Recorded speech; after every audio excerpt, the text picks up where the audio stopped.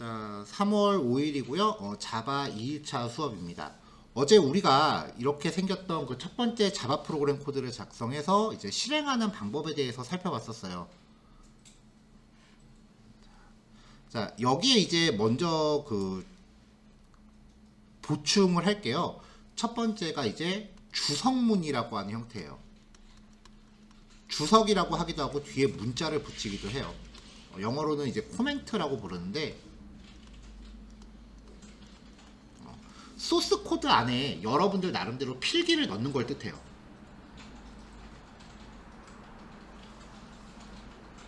그래서 이 주석문은 자, 이 소스 코드를 실행 가능한 바이너리를 기계어라고 했죠.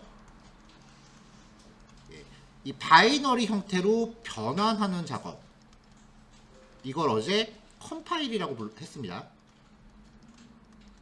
자바는 이 컴파일 과정을 거치면은 그 자바 바이트 코드 라는 형태로 변환된다고 했죠. 확장자는 클래스입니다. 자, 이렇게 컴파일 과정을 거칠 때요, 주석문은 컴파일에서 제외가 돼요. 컴파일 시 제외가 돼요. 여러분 이거 따로 지금 필기 안 하셔도 돼요. 자료 다 나갈 거예요. 이따가 요거를 제가 지금 배포 가능한 PDF로 바꿔야 되는데, 이게 지금 학교에서 쓰던 거라 그 바꾸는데 제가 쉬는 시간에 좀 변환 작업을 해야 될 것 같아서 일단 설명부터 하려는 거니까 따로 필기 안 하셔도 돼요. 기본적으로 제 수업은 웬만하면 필기는 잘 유도를 안 해요. 자, 주석문의 종류가 있는데요, 한 줄짜리가 있고 두 줄 이상 여러 줄을 한꺼번에 처리하는 게 있어요. 자, 한 줄짜리는요, 내가 여기에다가 어떤 필기를 넣고 싶다고 이제 가정을 해보자고요. 여기다가 뭐 안녕하세요, 반가워요, 이거를 필기로 넣고 싶다라고 하면은 앞에다가 슬래시 두 개를 붙이면 돼요. 슬래시 두 개를 붙이면은 여기가 주석문이라는 걸로 인식돼서 프로그램 실행에 영향을 안 줘요.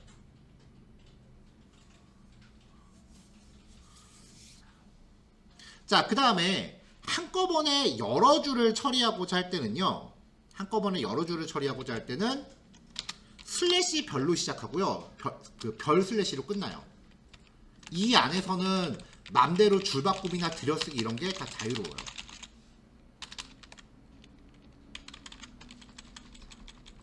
자, 근데 이제 프로그래머들이 이런 주석에 꽤 진심이에요. 이거를 자기들 나름대로는 이쁘게 만든다고 좀 꾸미는 경우가 많거든요. 그래서 라인마다 이렇게 별을 붙여가면서 이렇게 필기하는 애들이 많아요. 이런 식으로. 그리고 블록이다라는 걸 염두하려고 막 이렇게 막 별도 이렇게 쳐갖고 마치 박스처럼 보이게, 이런 식으로. 그래봤자 주석인데. 그래서 뭐 주석에 굉장히 진심인 개발자들이 많으니까 그거는 이제 나중에 그런 코드 보시면은 그러려니 하세요.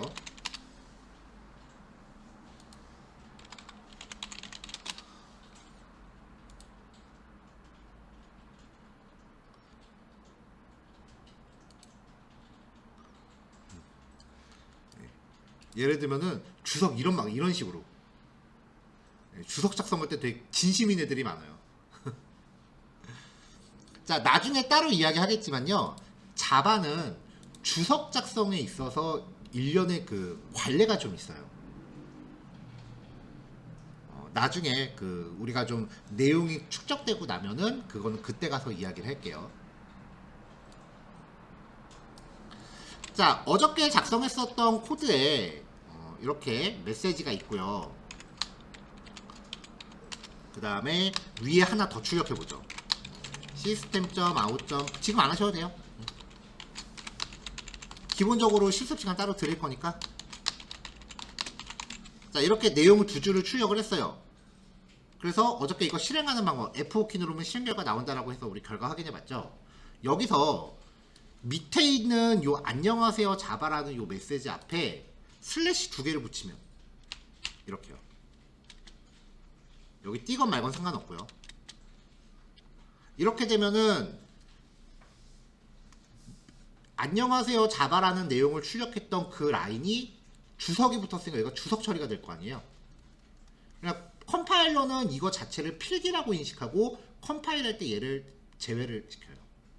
그러면 결과적으로는 여기가 실행이 안 되는 결과를 가져오겠죠. 그러니까 주석문의 용도가 첫 번째는 내가 소스 코드에 필기를 넣는 거예요. 사실 노트 필기보다 더 좋은 거는 여기에다 내가 직접 주석으로 필기를 다는 거예요. 근데 두 번째 용도는 프로그램 코드를 내가 동작을 안 시켜야 돼. 근데 지우기에는 좀 애매해. 나중에 또 쓸 것 같아. 그럴 때 이렇게 주석을 달아요. 이걸 주석으로 막아버린다라고 표현을 해요.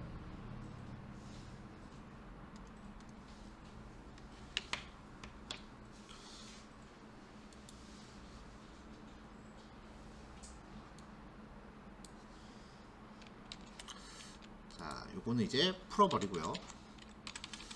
아까 그 주석 장인이 있다라고 이야기를 했었잖아요. 보통 이제 그 현업에 들어가면은 소스 파일 위에 내가 이 소스 파일을 왜 작성했는지, 어떤 결과를 의도하고 작성을 한 건지 위에 미리 설명을 맨 위에 달아요. 이런 식으로요. 파일 이름은 무엇이고, 그 다음에 이 코드는 왜 작성을 했으며 누가 작성한 거다. 저는 이거는 그나마 좀 제 나름대로 짧게 한 거고, 아까 여기 보면 생성일자, 수정일자 뭐 이런 것까지 들어가잖아요. 이런 식으로 들어가요. 굳이 이렇게 해야 되나라는 느낌이 들 수도 있는데, 회사마다 이 소스 코드를 작성하는 규칙을 정해놓고 있어요. 그게 진짜 거의 책 한 권 분량으로 나와요. 그런 그 소스 코드의 작성 규칙을 흔히 코딩 컨벤션이라고 해요. 유명한 회사들의 코딩 컨벤션은 온라인에 공개가 돼 있습니다.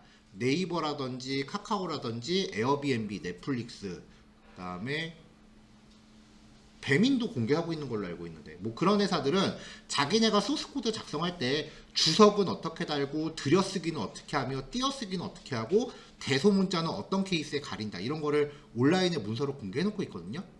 검색 조금만 하면 다 나와요. 그러니까 여러분들이 자바라는 언어를 다 공부한 다음에는 그런 거 구해서 한번 읽어보면 도움이 꽤 많이 될 거예요. 더군다나 자바라는 언어 자체가 프로그래밍 언어 중에서는 좀 굉장히 꼰대스러운 언어예요.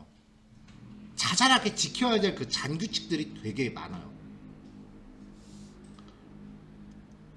나중에 그런 것들도 한번 구해서 직접 작성해 보시면 될 겁니다.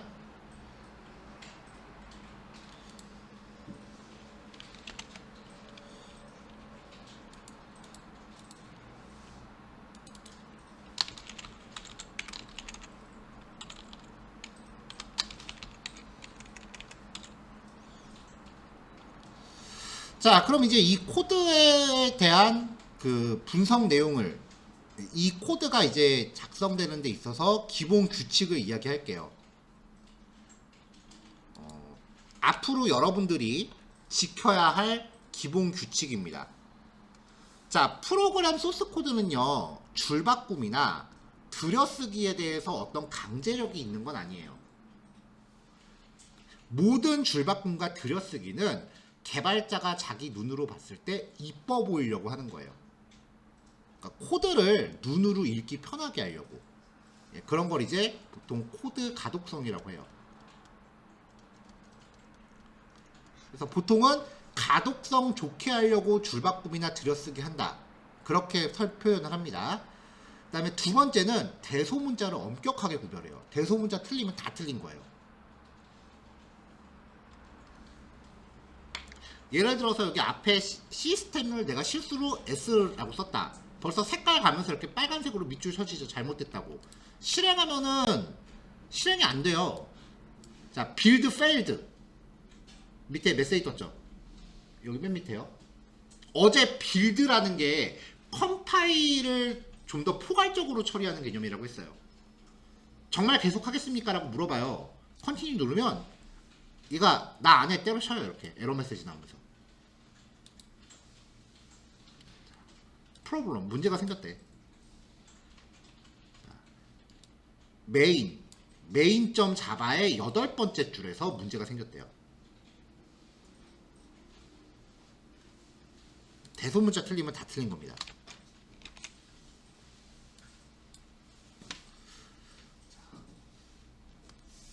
자, 이게 이럴 게 어저께 분명히 컴퓨터는 이진수만 알아먹는다 그랬죠.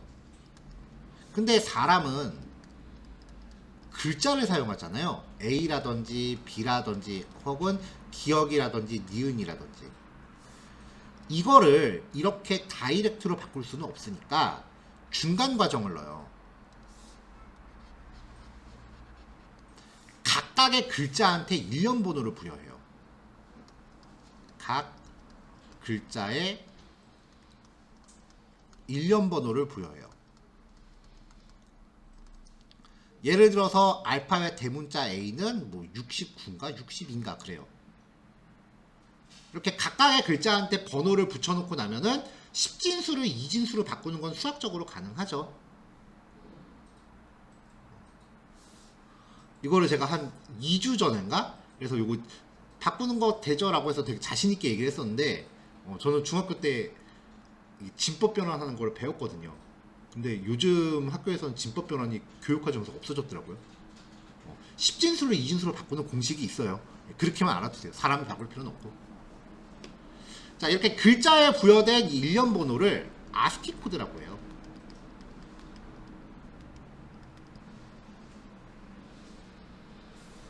인터넷에서 아스키 코드라고 한번 검색을 하면 뭔가 많이 나와요.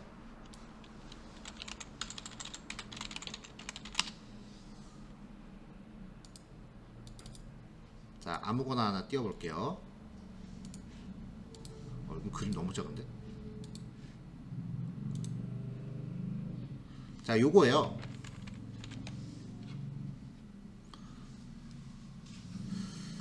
자, 어떤 글자에 10진수로 어떤 값이 어떤 글자에 대응된다. 10진수의 어떤 값이 어떤 글자에 대응된다. 그 뜻이거든요. 그래서 여기 보면은 65구나. 65가 알파벳 A예요. 알파벳이 증가하면서 숫자는 점점 커져요. 근데 소문자 A는 97이에요. 아까 제가 시스템이라고 작성하는 거를 소문자 시스템으로 바꿨었죠. 그러면 컴퓨터 입장에서는 QR S83. 컴퓨터 입장에서는 첫 글자를 83이라고 입력을 받아야 되는데 115라고 입력을 받은 거예요. 당연히 다르지. 그래서 대소문자 틀리면 다 틀린 거예요. 너무 가혹하다고 하지 마세요.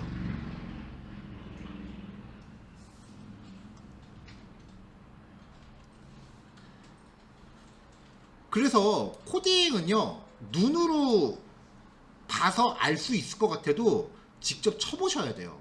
왜냐면은 우리가 보통 영어 작성할 때는 첫 글자만, 일반 문장은 첫 글자만 대문자로 쓰고 쭉 지나가잖아요. 근데 코딩은 중간중간에 대소문자가 들쭉날쭉해요.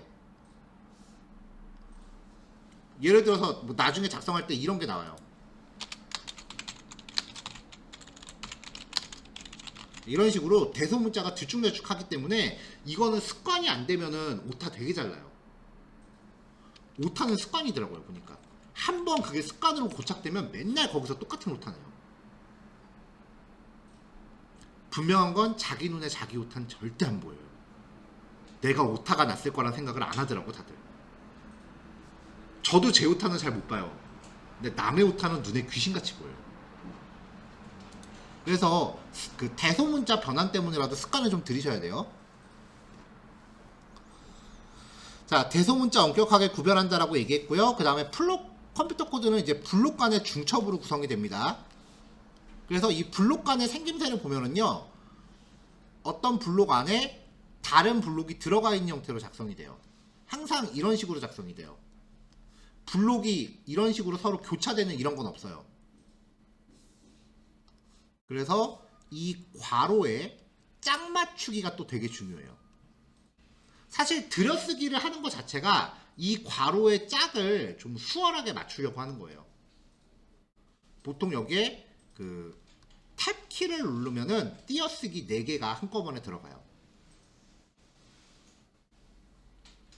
그래서 이 블록의 깊이를 들여쓰기로 표현한다. 그거고요. 자, 그 다음에 이제 예약어라고 하는 개념이 있습니다. 예약어는요, 기능을 갖는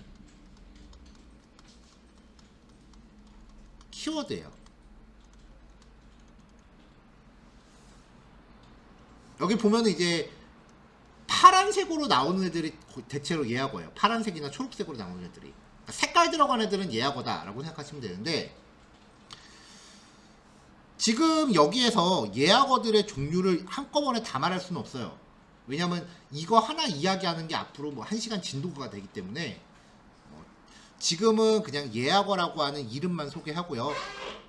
퍼블릭, 클래스, 스테이틱, 보이드, 스트링, 스로우즈, 익셉션 이런 것들이 지금 예약어거든요. 요런 애들은 지금은 그냥 요거 전체가 코드를 작성하기 위한 기본 골격이다 정도로만 알아두세요. 여러분들 코드는 요 안에 들어가는 거예요. 여기가 되고 내 코드.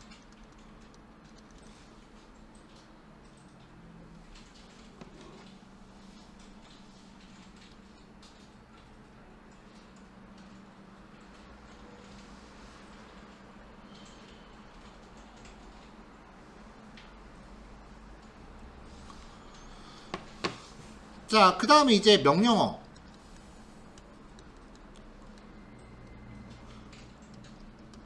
기능을 수행하기 위한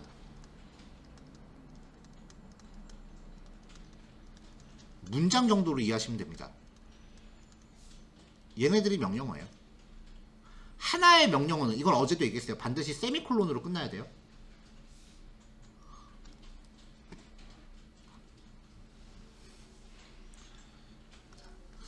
자, 얘네들의 원래 용어는 클래스, 객체, 메서드, 파라미터 뭐 이렇게 부르는 이름이 있긴 한데 이것도 각각 앞으로 우리가 진도를 나가야 되는 부분이기 때문에 그냥 지금은 요 한 줄을 통째로 명령어라고만 기억을 하세요. 자, 여기까지 이제 어제 설명하고 좀 중복된 내용이었고요. 자, system.out.println이라고 하는 거는 괄호 안에 있는 내용을 출력하기 위한 명령문입니다.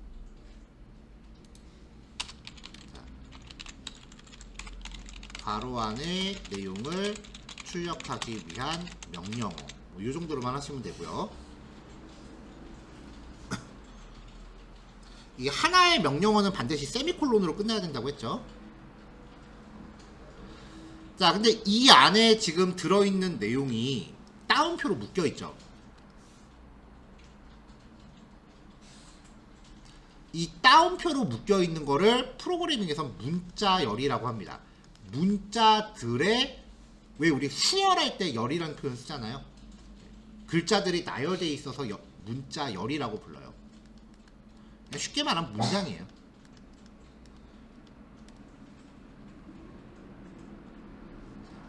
문자열을 표현하기 위해서는 쌍따옴표로 안에 들어가는 모든 게 문자열로 표현이 됩니다. 콧따옴표는 안 됩니다.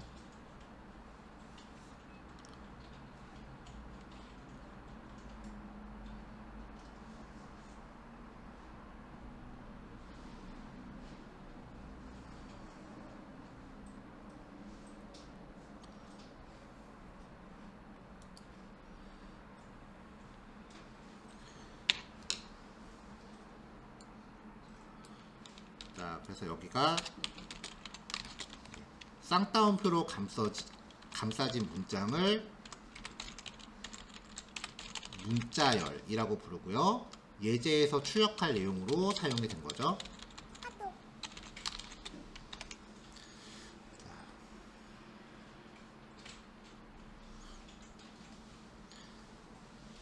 자, 그 다음에 이 프로그램의 가장 바깥에 있는 요 블록을 클래스라고 해요. 퍼블릭이라고 하는 거는 제끼고 그냥 앞에 얘가 요 이름으로 이제 클래스라고 불러요. 처음이다 보니까 우리가 좀 기억해야 되는 용어들이 좀 많아요.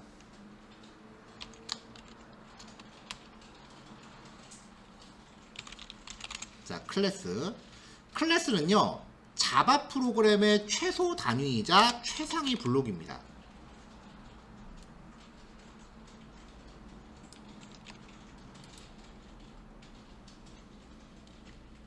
몇 가지 클래스를 작성하는데 규칙이 있습니다.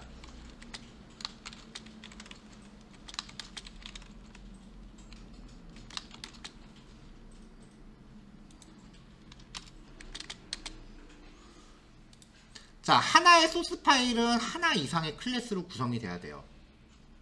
그러니까 하나의 파일에는 최소한 하나의 클래스는 있어야 돼요. 근데 이 퍼블릭이라는 키워드는 상황에 따라 적용 여부를 결정해야 되지만 퍼블릭이 적용된 클래스는 소스 파일 안에서 반드시 단 하나밖에 존재하지 못해요. 그리고 퍼블릭이 적용된 클래스의 이름은 반드시 소스 파일 이름과 동일해야 됩니다. 이거 다르면 에러 나요. 클래스의 이름은 개발자가 자유롭게 만들 수는 있어요.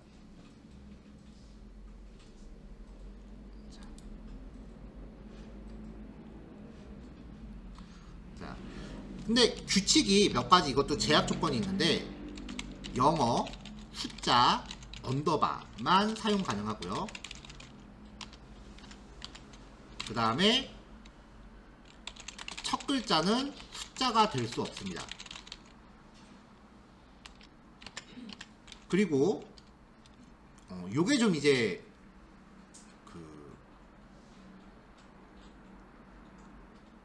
뭐라고 해야 되지? 좀 독특한 부분인데요. 띄어쓰기를 할 수 없습니다. 단어 2개 이상을 조합해야 돼서 만들어야 될 때 띄어쓰기를 할 수 없어요. 왜냐면 영어 숫자 언더바밖에 못 쓰니까 띄어쓰기도 엄연한 글자예요. 자, 그래서 띄어쓰기가 필요한 경우 언더바로 표현하거나 그 위치를 대문자로 변환해서 써요. 예를 들면 자, 홈하고 워크라는 단어를 결합한다고 할 때 홈 언더바 워크 혹은 홈 워크 이렇게 표현을 하는 거죠. 자, 언더바로 들어가는 거는 뱀처럼 늘어뜨린다라고 해서 스네이크 표기법이라고 하고요. 대문자로 바꾸는 거는 낙타 등처럼 이렇게 꾸불꾸불하다고 해서 카멜 표기법이라고 해요. 자바는 대체로 카멜 표기법을 따르는 것이 관례이고요. 클래스 이름은 첫 글자를 대문자로 하는 것이 관례입니다. 이 관례라고 하는 거를 무시하시면 안 돼요. 전 세계 개발자들이 다 지키는 규칙이에요. 안 해도 특별히 에러는 안 나는데 회사 가서 그렇게 하면 눈총 좀 받을 거예요.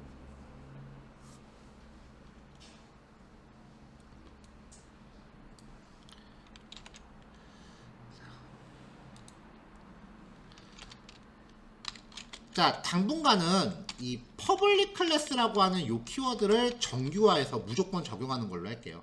왜냐면 저 퍼블릭이라고 하는 단어가 접근 한정자라고 해서 붙이고 안 붙이는 게 좀 상황이 있긴 한데 벌써 얘기할 건 아니고요. 자, 그 다음에 메서드라고 하는 개념이 있어요.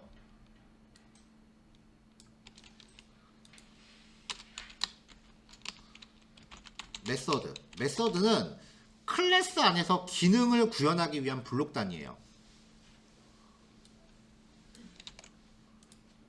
자, 메서드도 하나의 클래스 안에서 여러 개 존재할 수 있고요.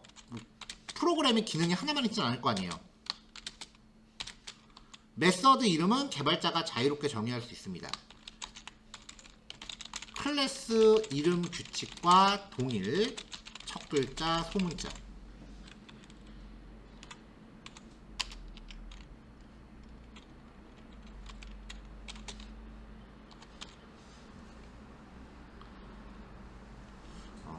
리눅스 같은 경우는요, 어떤 대표적인 그 고유명사 같은 역할이기 때문에 첫 글자를 대문자로 하는 영단어 명사로 지정하는 것이 관례고요. 메서드는 기능을 의미하는 거기 때문에 동사 플러스 명사 혹은 동사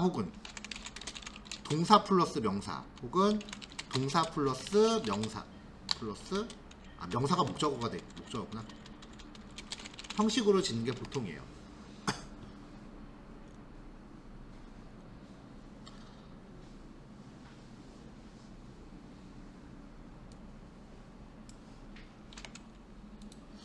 자, 그 다음에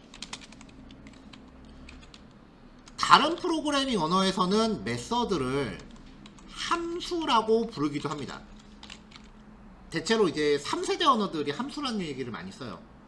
그래서 실제 가면은 함수하고 메서드가 엄밀히 말하면 뉘앙스가 좀 다른데, 실무 가면은 함수랑 메서드라는 용어를 구별 안 하고 얘기를 해요, 보통. 여기서 말하는 그 함수는 여러분들이 알고 있는 그 함수 맞아요. 떠오르는 교과목이 있죠, 어렸을 때 배운 거. 걔 맞습니다.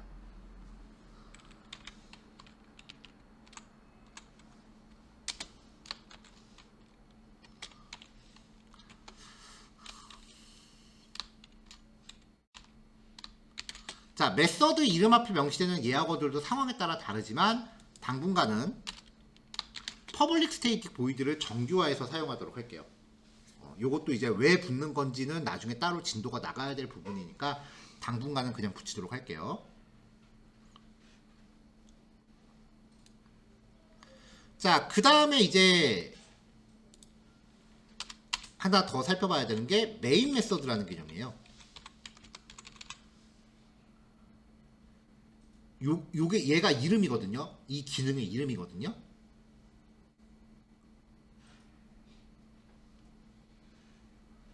요 기능의 이름인데, 그 다음에 하나 더.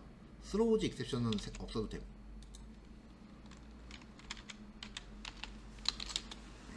스로우드 익셉션은 제거해도 됩니다. 자, 메인 메서드는 특수한 메서드인데요. 프로그램의 시작점이 되는 사전에 미리 약속된 메서드예요.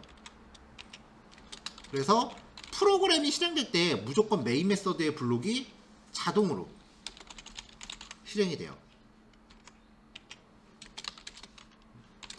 메인 메서드는 이름 오른쪽의 소괄호에 스트링 args라고 하는 구문을 명시하도록 약속되어 있고요. 그래서 메인 메서드를 포함하는 클래스를 특별히 메인 클래스라고 부르기도 해요. 자, 그래서 결론을 얘기하면은 이런 내용들 다 빼버리고 앞으로 우리가 예제를 하는데 필요한 최소한의 기본 골격이 이거라는 거죠. 스로우즈 익셉션은 없어도 되고요. 여기 이름은 예제 이름이 될 거예요. 그래서 앞으로 예제에 따라서 여기 이름은 그때그때 바뀌겠죠. 하지만 요 메인이라는 블록은 무조건 넣어야 돼요. 안 그러면 프로그램이 실행을 못해. 여기가 입구예요.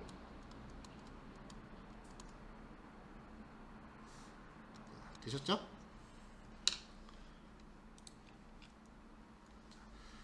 자, 따로 이제 그 필기 자료가 나가기도 할 텐데, 이렇게 코드 안에 이렇게 주석으로 들어가 있는 설명들도 있을 거예요. 지금 메인 같은 경우는 주석이 좀 과하긴 해요. 다른 예제들보다는.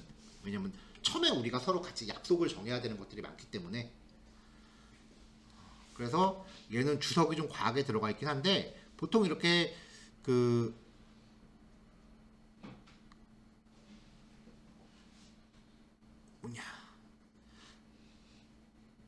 아까 제가 요거 필기 달 때 처음에는 좀 적다가 나중에 이제 복사 붙여넣기 해서 붙여넣는 거 보셨나요 혹시? 미리 이제 정리되어 있는 거가 있어요. 그래서 그거를 한꺼번에 코드를 이걸 다 투척해버리면은 양이 너무 많으니까 갑자기 당황하니까 이걸 단계별로 보여주려고 제가 이렇게 살살 옮기면서 진행을 해요. 그 다음에 이제 이거를 여러분들한테 배포할 때는 이 코드 파일을 절대 이대로 주진 않아요. 왜냐면 그럼 이거 복사 붙여넣기 해서 적용하고서 그게 본인 실력인 줄 아는 사람들이 간혹 있더라고요. 그래서 얘를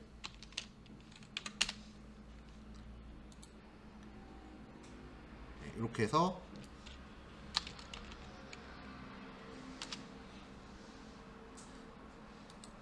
이미지로 떠서 드릴 겁니다.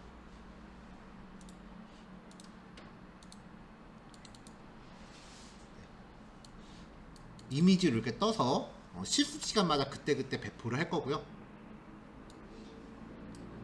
그래서 여기 맨 위에 보면은 프로젝트 이름과 파일 이름이 명시가 돼 있으니까 요거 보시고 어떤 프로젝트의 어떤 이름인지에 대해서 확인하시면 될 거예요.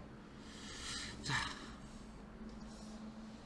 참고로 거의 모든 책이 영어 숫자 언더바만 쓸 수 있다라고 이야기할 거예요. 근데 사실은 잘 안 알려져 있는 거긴 한데요. 한글 이름 쓸 수 있어요. 여기 그러니까 내 프로그램 뭐 이렇게 한글로 정해도 실행하는데 별 지장은 없어요. 근데 어색해서 잘 안 써요. 다들. 옛날에 한글로만 코딩하는 프로그래밍 언어가 나온 적이 있어요. 쫄딱 망했어요. 저도 일반적인 어플리케이션 개발할 때는 잘 안 하고요. 데이터 분석할 때는 그래도 좀 써요. 종종. 그러니까 파이썬으로 이제 데이터 분석 같은 거, 통계 같은 거 내야 될 때는 종종 써요. 자, 이렇게 해서 이렇게 떠진 이미지를 이렇게 단톡방에다 보내드리면은 이제 요걸 받아서 내용들 그 실습 시간 배정되면 그때 내용 체크하시면 되는 겁니다. 그리고 요 단톡방은 종강하면 바로 닫을 거니까 뭐 크게 걱정하지 마세요. 어차피 오픈 채팅이기 때문에 뭐 여러분들 개인정보 서로 왔다 갔다 할 일은 없습니다. 자, 그래서 단톡방에 요거 드렸으니까 요거 보시고 뭐 실습하면서 필기 자료를 이제 여러분들 실습 결과물에다가 그 보완해서 넣으시면 되겠어요. 자, 요거 각자 정리하는데 뭐 10분이면 되겠죠?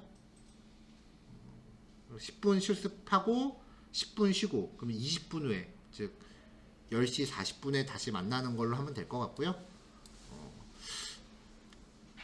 쉬는 시간은 그냥 대충 그 언저리인 거지 너무 그렇게 시간을 타이트하게 그렇게 하지 마세요. 뭐 제가 원래 성격이 뭐 그렇게 딱딱 떨어지는 편은 아니고 약간 둥글둥글한 편이니까 너무 그 시간 1분 1초에 그렇게 너무 스트레스 받지 마세요. 자, 두 번째 주제는 변수라고 하는 주제입니다. 변수와 관련된 그 내용을 정리하기 위해서 이 비주얼 스튜디오 코드 상에서 새로운 프로젝트를 만들게요. 자, 어제 이제 이 비주얼 스튜디오 코드에서 하나의 작업 단위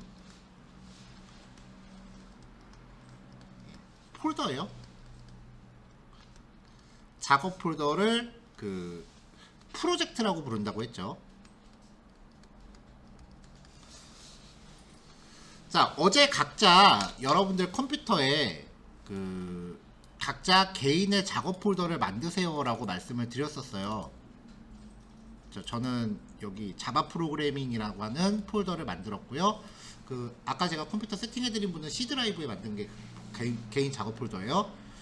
자, 요 개인 폴더 안에 이 비주얼 스튜디오 코드가 다루고 있는 프로젝트 단위로 폴더가 만들어지고 이 안에 들어가면은 이제 여기에 있는 요 파일 항목들이 생성이 되는데 그 중에 src라고 하는 폴더가 소스 코드를 작성하는 폴더고 다른 거는 무시하셔도 되고요. 이 bin이라고 하는 폴더는 컴파일 결과물이 저장되는 폴더예요. 바이너리잖아요. 자, 그 밖에 뭐 다른 폴더는 필기? 아, 이거 어제 그 필기한 거구나. 네, 그 밖에 뭐 다른 폴더는 뭐 사실상 의미가 없어요. 저는 뭐 그 여러분들 배포 자료 만드느라고 폴더를 몇 개 더 만들어 놓은 건데 자, 앞으로 모든 그 작업 이 프로젝트는요 앞에다가 01, 02, 03 이런 식으로 넘버링을 해가면서 만들 거예요. 그래야 순서대로 정렬되죠. 그 다음에 프로젝트 이름은 첫 번째 거는 그냥 헬로월드라고 적었는데 이후부터는 가급적이면 한글을 쓸 겁니다. 그래야 주제 파악이 빨리 되니까요. 자, 그래서 프로젝트를 새로 한번 생성할게요. 어제 같이 해보긴 했는데 오늘까지는 차근차근 같이 해봅시다. 자, 다 같이 비주얼 코드 스튜디오 활성 열어놓으시고 컨트롤 쉬프트 P를 입력하면은 이거를 컨트롤하고 쉬프트하고 P를 순서대로 이렇게 딱 누르시면은 세 개를 동시에 누르면 이렇게 명령어를 입력하는 창이 나와요. 여기서 자바라고 검색하면은 자바 크리에이트 프로젝트라는 항목이 있어요. 요거를 선택하면 되는데 이거 입력하다가 잘못 뭔가 내가 이런 식으로 한영 바뀐 거를 모르고서 입력하면은 이제 당황해서 지우잖아요. 지우다 보면 요 앞에 있는 요 괄호까지 같이 지워버리는 경우가 있어요. 그렇게 되면은 그때부터는 소스 파일 검색으로 바뀌어요. 그러니까 이렇게 되면 당황하지 말고 그냥 직접 괄호 하나 입력하면 돼요. 자, 그래서 최근에 사용했던 명령어는 이렇게 위에 남아 있어요. 크리에이트 자바 프로젝트를 선택하고 노 빌드 툴스 요거를 선택하면 폴더를 선택하는 화면이 나오는데 여기서 각자 만든 개인 폴더를 선택하시면 돼요. 개인 폴더 위치에서 셀렉트 프로젝트 로케이션 다른 폴더 선택하시면 안 돼요. 자, 여기 밑에 보면은 여기 폴더라고 하는 이 항목에 내 작업 폴더 이름이 들어가게끔 하고서 버튼 누르시면은 프로젝트 이름을 입력하라고 나옵니다. 여기다가 02 언더바 변수라고 입력하고 엔터 치시면 돼요.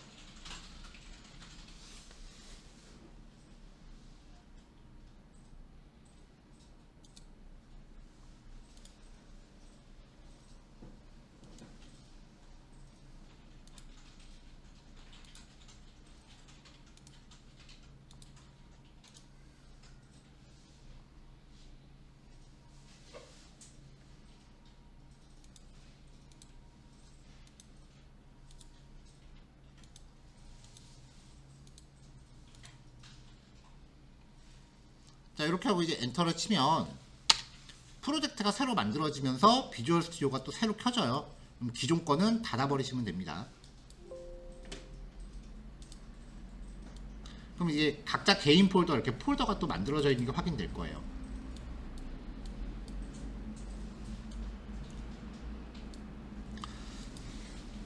자, 그 다음에 이제 기존에 내가 작업했던 거를 열고 싶으면은 비주얼 스튜디오에서는 절대 파일을 직접 열면 안 된다 그랬죠. 폴더 단위로 작업을 해야 돼요. 그래서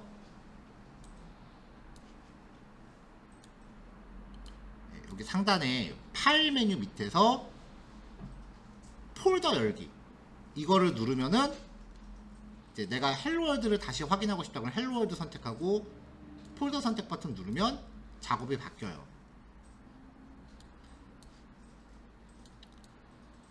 이게 귀찮으면 그냥 내가 열고 싶은 폴더를 직접 여기다 끌어다 놓으면 되기는 해요. 근데 이게 안 될 때가 좀 많으니까 폴더를 여기다 이렇게 갖다 화면 중앙에다 끌어 놓으면은 거기 이렇게 바뀌거든요.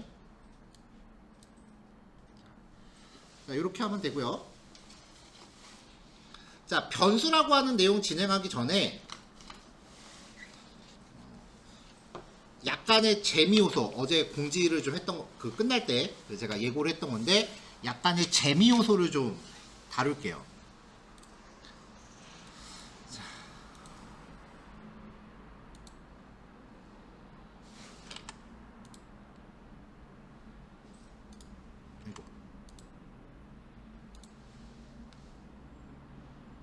자, 여러분들은 지금 기본 상태가 이렇게 돼 있어요.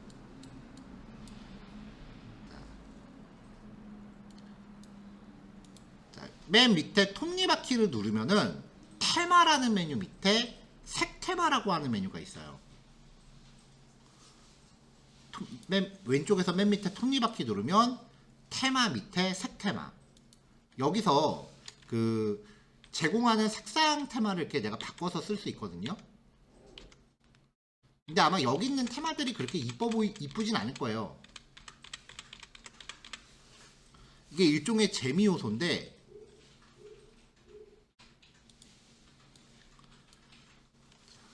구글에서 비주얼 스튜디오 코드 테마라고 해서 나오는 검색어 중에 뭔가 들어가면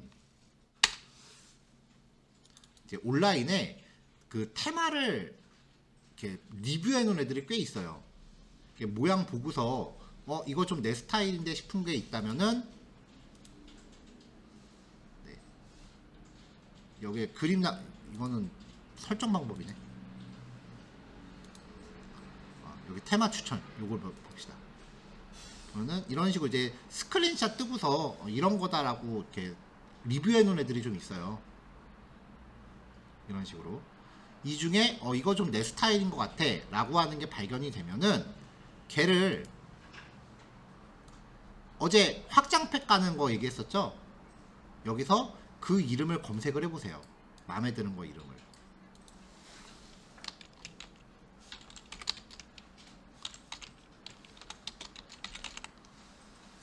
네, 그럼 여기 나오죠.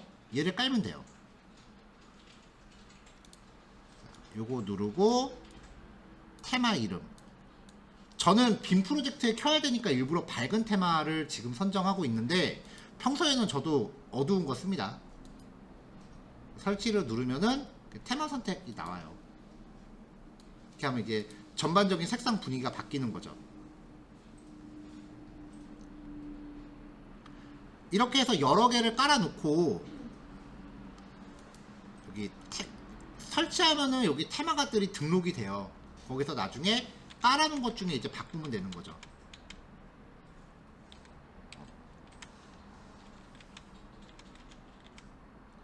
이런 식으로 이제 여러 개를 깔아서 쓰는 건데 평상시에는 저는 요 정도로 해놓고 쓰고 있어요. 이런 식으로. 네, 수업에서는 어쩔 수 없이 이렇게 밝은 거로 쓰고 있고요. 이게 여러분들 빔 프로젝트로 보기엔 제일 낫다 그러더라고요. 그래서 이런 것도 재미 요소로 하나 해놓으시면 가끔 기분 전환용으로 쓸 수 있고요.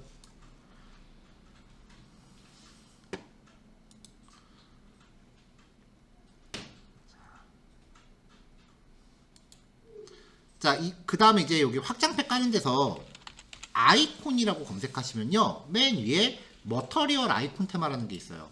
아이콘은 종류가 여러 개가 있긴 한데 사실 얘가 갑이에요. 뭐 궁금하신 분들은 다른 거 확인해 보셔도 되긴 합니다. 요 테마를 깔면 뭐 아까처럼 테마 설치한 다음에 바로 변경이 되기도 하는데 테마 밑에 보면 여기 파일 아이콘 테마라는 게 있어요. 테마 밑에 파일 아이콘 테마. 요거 선택하시면은 설치되어 있는 아이콘 테마를 변경할 수가 있어요. 그럼 여기 파일 아이콘들이 좀 이렇게 바뀌고요.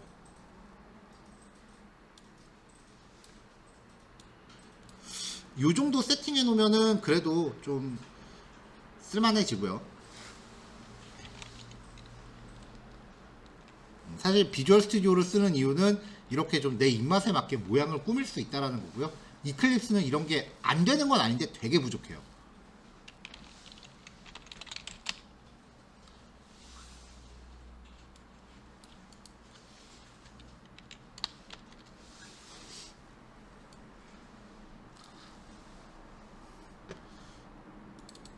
자, 그 다음에 여기 글자 모양이 좀 작을 수도 있다 그랬죠? 각자 글자 크기가. 어제는 요거 얘기했는데 새로 오신 분이 계시니까 한 번 더 얘기할게요. 톱니 밑에 보면 설정이라고 있어요. 아직 영문판이면 세팅스라고 나올 거예요. 들어가면은 여기 폰트 사이즈, 여기서 글자 크기를 여러분들 취향에 맞게 설정하시면 됩니다.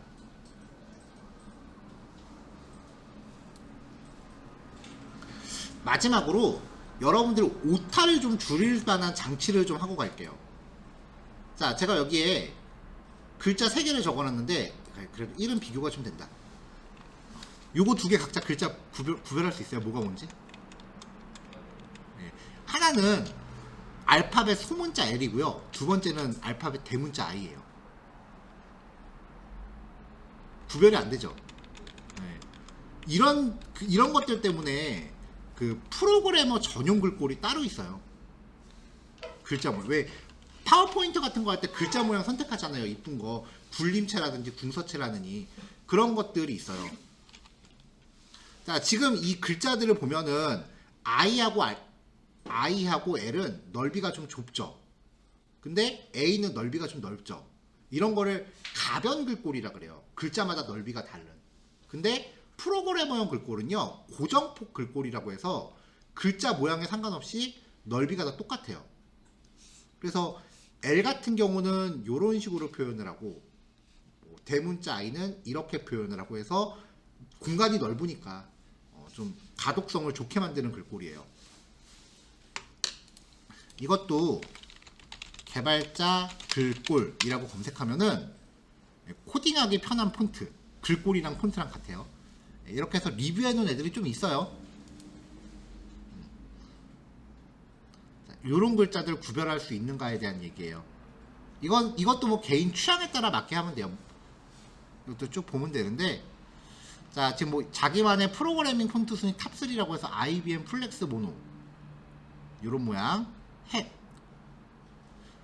뭐가 다른지 구별이 좀 안 갈 수도 있는데, 그 자세히 보면 달라요. 마치 그런 거야. 내 눈에만 보이는 컴플렉스 뭐 그런 느낌이에요. 또 소스 코드 프로, 번외, D2 코딩 뭐 이런 식으로 있는데, 일단은 우리는 D2 코딩을 선택을 해서 깔 거예요. 근데 나중에 내 모양에 맞는 거를 좀 쓰고 싶다라고 하시면은 다른 걸 선정하셔도 돼요. 차이가 있다면 위에 것들은 영문 전용 글꼴이기 때문에 한글을 입력할 때는 굴림체나 뭐 그런 기본 글꼴로 나와요. 근데 이 D2 코딩이라고 하는 애는요, 네이버에서 만든 거기 때문에 한글도 지원을 해요. 그래서 일단 기본으로 얘를 깔아 놓을 거고, 나중에 이제 자기 취향에 맞게 모양 같은 거 좀 바꾸고 싶다라고 하시면 다른 거 잡아보시면 돼요. 사실 D2 코딩보다는 다른 애들이 영문이 좀 더 이쁘기는 해요. 둥글둥글한 게.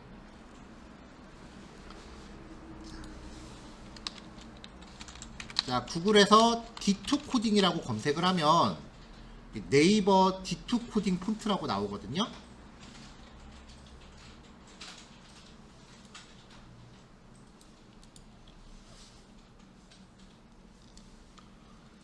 자, 요걸 선택하고 들어가시면 다운로드 받을 수 있는 게 쪼르륵 나오는데, 그래도 기왕이면은 버전 제일 높은 거 1.3.2 요거 받는 게 좋겠죠. 선택하셔갖고 다운로드를 클릭하고 들어오면 다운로드 버튼이 오른쪽에 있어요. 네, 지금 다 같이 따라오고 계시죠?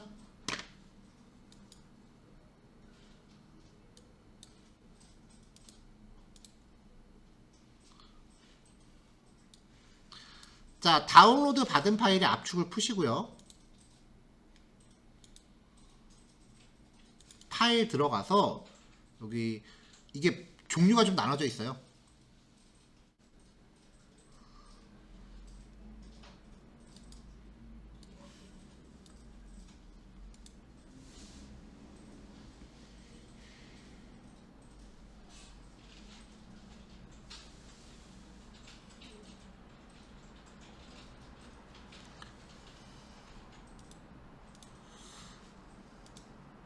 자, 종류가 나눠져 있는데 가장 포괄적인 항목인 D2 코딩 올 설치하시면 돼요. 나머지는 버리세요. 위에 거, 첫 번째 거랑 세 번째 거를 모두 포함하고 있는 게 올이니까 D2 코딩 올 폰트로 들어가서 얘를 마우스 우클릭하면 설치 메뉴가 보일 겁니다.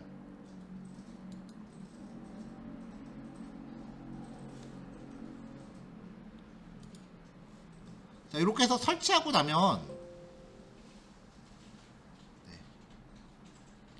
깔았는데 또 깔면은 이렇게 나와요.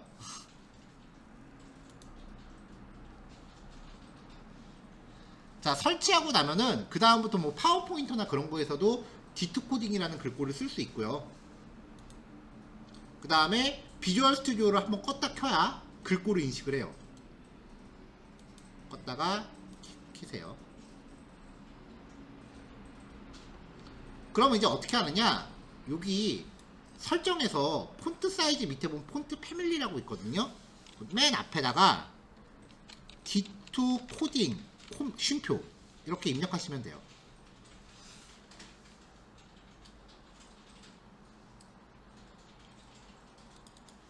자, 비포에부터 한번 해볼게요. 여기 D2 코딩 콤마 비포. 저도 IBM 플렉스 모노를 세팅을 해놨었는데 이 컴퓨터에 이게 안 깔려 있어서 지금 제대로 작동을 안 하는 상황이었어요. 여기 앞에다가 D2 코딩이라고 쉼표 쓰면은 하고서 이제 저장하면 글자 모양이 좀 바뀌어요. 자, 이렇게 하면은 이제 특이사항에 뭐가 있냐면은 나중에 우리가 그 프로그래밍에서 쓰는 기호 중에 이런 게 나와요.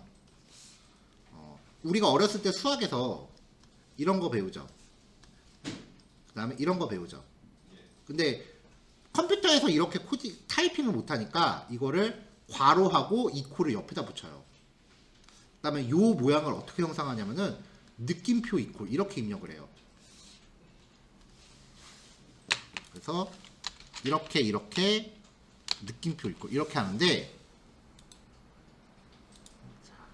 메모장에서 글꼴을 D2 코딩으로 바꿔볼게요. 보기가 좀 낫죠.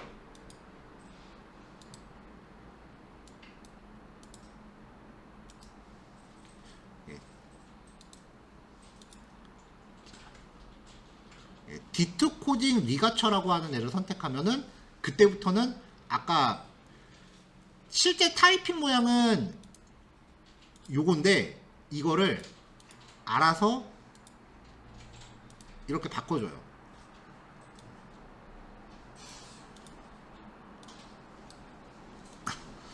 자, 그럼 여기서도 한번 제가 타이핑을 비교해줄게요. 지금 이렇게 나오고 있는 건데 이거를 설정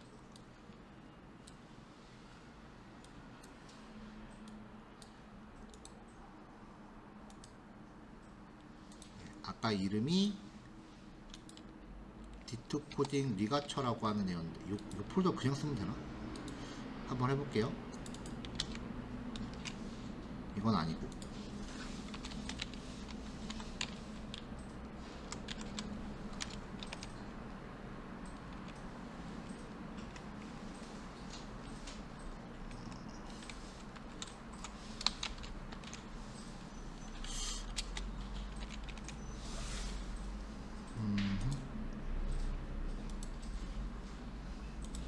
여기서는 설정을 어떻게 해야 되는지 모르겠네. 글꼴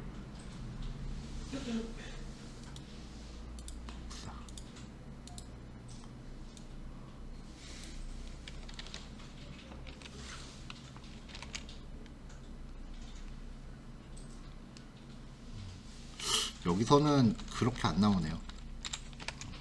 이건 좀 아쉽다. 뭐 툴이 지원을 안 하는 거니까 뭐 요건 그냥 넘어갑시다. 자, 어쨌건 뭐 이런 식으로 해서 그 글꼴 모양을 이제 선택하면 되고요.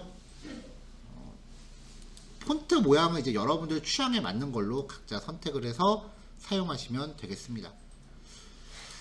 자, 이제 저는 다시 아까 처음에 했었던 그 변수 프로젝트로 넘어갈게요.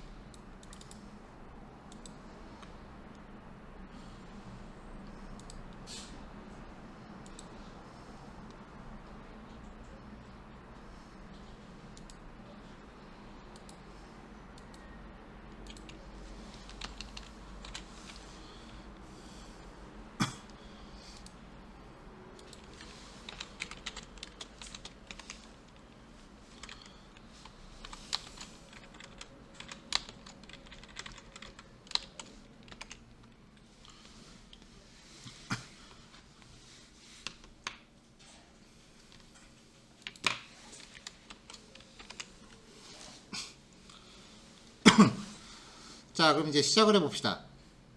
요번에는 이제 변수라고 하는 주제를 이야기할 거예요. 자, 변수라는 거를 이야기하기 전에 이 메모리라고 하는 주제, 어제 얘기했었던 거를 한 번 더 상기시켜 봅시다. 데이터를 저장할 수 있는 물리적 장치를 우리가 흔히 메모리라고 하는데, 이 메모리의 원재료가 웨이퍼라고 했었죠. 이렇게 생겨요. 반도체 만들 때 쓰는 이 원판 있죠. 요거를 굉장히 세밀하게 쪼갠 거예요. 그래서 여기에다 약간의 기계적인 장치를 덧붙이면은 이렇게 생긴, 우리가 컴퓨터에 흔히 장착하는 램 카드라고 하는 게 만들어져요. 요런 거요. 8기가니까 16기가죠. 보통 저거를 이제 장착함으로 해서 내 컴퓨터의 메모리가 얼마다 라고 이야기를 하는데, 종류가 크게 휘발성 메모리와 비휘발성 메모리로 나뉘어요. 휘발성은 전원을 오프하면 저장되어 있는 데이터가 모두 삭제되는 거고, 비휘발성은 오프하지 않더라도 데이터가 삭제되지 않는 거죠. 근데 비휘발성 메모리, 휘발성 메모리랑 비휘발성 메모리의 또 다른 차이가 속도가 빠르고요. 그 다음에 하드디스크를 사용하는 비휘발성 메모리는 속도가 느려요. 그래서 사용자가 입력한 어떤 내용을 휘발성 메모리에 저장하면 우리가 프로그램에서 변수라고 부르고요. 비휘발성 메모리에 저장하면 파일이라고 불러요.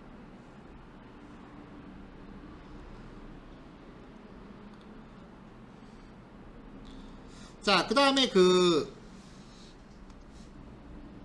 아까 보여드렸던 이 원판, 웨이퍼, 여기를 굉장히 잘게 쪼갠다 그랬죠? 그거를 전 세계에서 삼성이 제일 잘하는 거예요. 뭐 이렇게 쪼갠다고 칩시다. 자, 이 녀석의 특징이 반도체인데, 반도체가 전기가 흐르거나 흐르지 않는 거를 열을 가함으로 해서 온오프 시킬 수 있는 물질이에요. 그래서 전기가 흐르는 거를 1로 치고 전기가 흐르지 않는 경우를 0으로 친다고 했죠.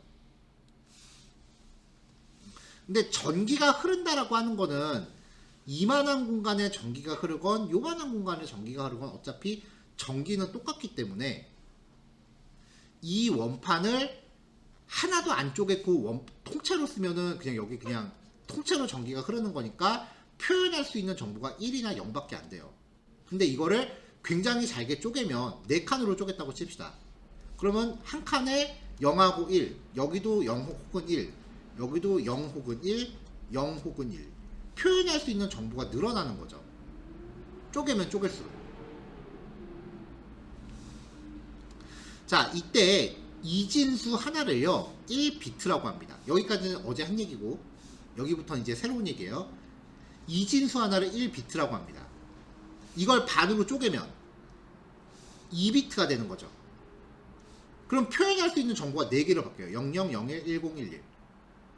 4개로 쪼개면, 좀 요하면 4비트죠. 그러면 이진수 4개를 갖고 조합할 수 있는 경우의 수 0000, 0001, 0010 이런 식으로 다 조합하면 표현할 수 있는 정보의 수가 16개가 나와요. 한 번 쪼갤 때마다 2배씩 커져요. 정보의 개수가. 그래서 n비트는 2의 n제곱개의 정보를 표현할 수 있어요. 그래서 컴퓨터에서 말하는 크기 단위가 2의 배수 단위로 커지는 거예요. 이런 걸 사용해서 글자를 표현하려고 해봤더니 알파벳 A를 이진수로 변환했을 때 이게 된대요. 그래서 이제 컴퓨터 과학자들이 알파벳을 이진수로 표현하려고 부단히 노력을 했더니 모든 글자를 표현하는데 7비트가 표현하다라고 결론을 냈어요. 글자를 이렇게 부호로 바꾸는 거를 인코딩이라고 합니다. 그걸 이제 대표적인 게 모스보호예요.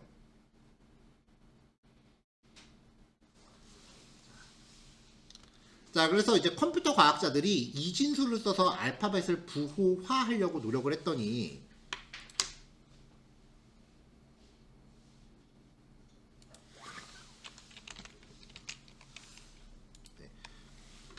이진수를 통해서 알파벳을 부호화하려고 노력을 했더니 이진수 7개, 즉 7비트면은 알파벳 한 글자가 표현이 되더래요. 모든 알파벳들이. 이거는 당연히 얘네 거겠죠. 그래서 다른 나라를 표현하기 위한 부호를 의미한다라고 표현을 하는데 1비트를 더 추가해서 8비트로 한 글자를 표현하는 방식을 확장 안시라고 합니다. 대체로 영어 플러스 1개 국어이기 때문에 언어별로 종류가 나눠져요. EUC-KR, EUC-JP, EUC-CH 뭐 이런 식이에요. 그래서 이 확장 안시를 국제 표준으로 정해요. 자, 그럼 한 글자가 몇 비트? 8비트. 그래서 이때부터 컴퓨터에서 데이터 크기의 초소가 아니고 최소. 오타 되게 많네. 직접 쓴 거다 보니까 오타가 종종 있어요. 데이터 크기의 최소 단위를 8비트로 정합니다. 이거를 1바이트라고 부르기 시작을 해요. 자, 근데 영어 같은 경우는 요거 하나면은 한 글자를 표현하고도 남죠. 7비트라고 했으니까. 근데 최소 단위가 1바이트니까 영어 같은 경우는 1바이트로 한 글자를 표현하는 게 가능해요. 근데 우리나라 말 같은 경우는 조합형이잖아요. 그래서 영어처럼은 안 되고 2개 이상의 바이트가 모여야 한 글자를 구성할 수 있었어요. 여기에서 이제 그 컴퓨터 쪽 전공하는 친구들이 의미도 모르고 무조건 외워갖고 졸업하는 게 있어요. 영어는 한 글자당 1바이트.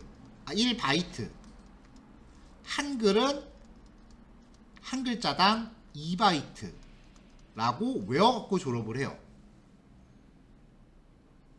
거의 그 제일 먼저 외우는 게 아마 이걸 거예요. 그쵸? 이거 외워갖고 졸업하셨죠? 네, 이거 20년 전 겁니다. 지금은 이 규격이 맞질 않아요. 이거는 아까 말했다시피 영어 플러스 1개 국어밖에 표현을 못해요. 그래서 종류가 다르면 서로 호환이 안 돼요.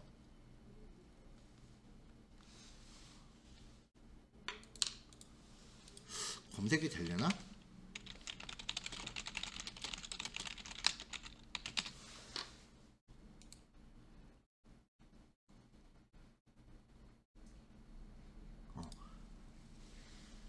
주로 이제 그 왜 좀 약간 좀 야릇한 게임들 그런 거 있잖아요. 그런 거 집에서 혼자 깔아보는 애들이 일본 원어로 된 게임을 잘못 깔았다가 인코딩이 엉켜서 그 다음부터 모든 프로그램 글자가 다 깨지는 경우가 있어요.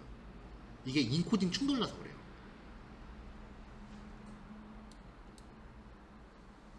근데 요즘은 앱 같은 걸 쓰더라도 다국어 지원이 기본이잖아요.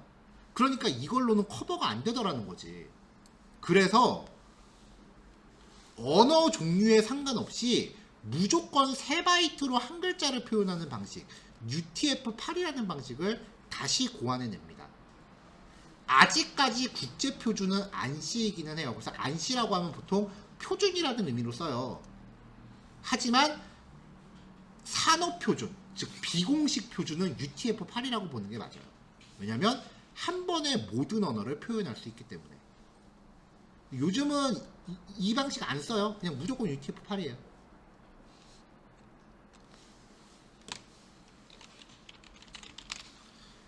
자, 윈도우 메모장에서요. 안녕하세요. 반갑습니다. 이렇게 하고 얘를 저장해 볼게요. 바탕화면에 테스트라고 저장을 했어요. 자, 윈도우 메모장으로 파일 저장할 때 보면은 트테스? 뭐 그렇다고 칩시다. 인코딩이라는 게 UTF 파일로 기본으로 맞춰져 있어요. 그쵸? 이렇게 해놓고 저장해 볼게요.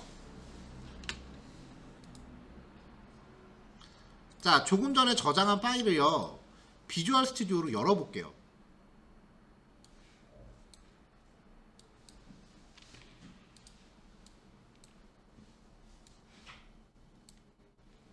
별 문제 없죠? 자, 지금 메모장하고 비주얼 스튜디오 같은 파일을 열고 있는 거예요. 자, 여기서 다른 이름으로 저장할게요. 하면서 인코딩을 안시로 바꿀게요.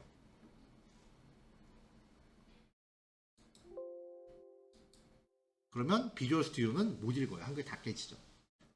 그러니까 요즘은 아예 안시 방식을 안 쓰니까 비주얼 스튜디오는 아예 처음부터 그냥 UTF-8에 몰빵해버렸어요. 얘는.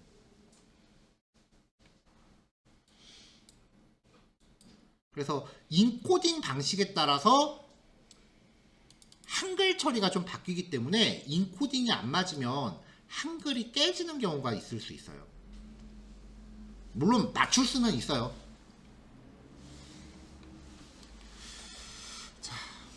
자, 컴퓨터 용량 단위 바이트 최소 단위입니다. 이진수 8개를 1바이트라고 한다 그랬죠?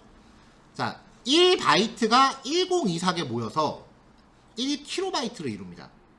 그 다음 메가바이트 1메가바이트는 1024kb고요. 그 다음에 메가 다음 1024 메가바이트가 모여서 1기가바이트 1024 기가바이트가 모여서 1테라바이트를 이룹니다. 그러니까 왜 우리가 그 10mm는 1cm, 그 다음에 뭐 100cm는 1m, 1000m는 1km 이런 식으로 단위 환산하잖아요. 그거랑 똑같은 얘기예요. 다만 얘는 단위가 무조건 1024 단위로 커진다예요. 테라바이트 이후에 더 많은 단위들이 존재하기는 해요. 근데 아직까지 일상에서는 그래도 테라까지밖에 볼 일이 거의 없을 테니까 여기까지만 정리를 한 거고요. 이게 이진수 한 개가 1바이트잖아요. 요거보다 더 작은 단위도 있어요. 더 잘게 쪼개는 단위. 뭐 이진수 0.5개 뭐 이런 식으로 소수점 단위로 들어가겠죠. 우리가 흔히 나노라고 이야기하는 거는 이 잘게 쪼갠 단위 중에 하나예요. 자, 그러니까 아까 그 쇼핑몰에서 검색했을 때 16기가 였잖아요. 카드 2개. 내 컴퓨터에 그 16기가의 램이 장착되어 있다면 이마만큼의 이진수를 저장할 수 있는 공간이 존재한다는 의미예요.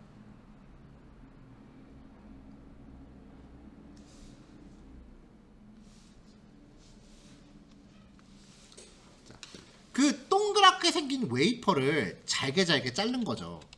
그래서 여러분이 각 컴퓨터에 장착해 놓은 램 카드를 굉장히 크게 확대해 보면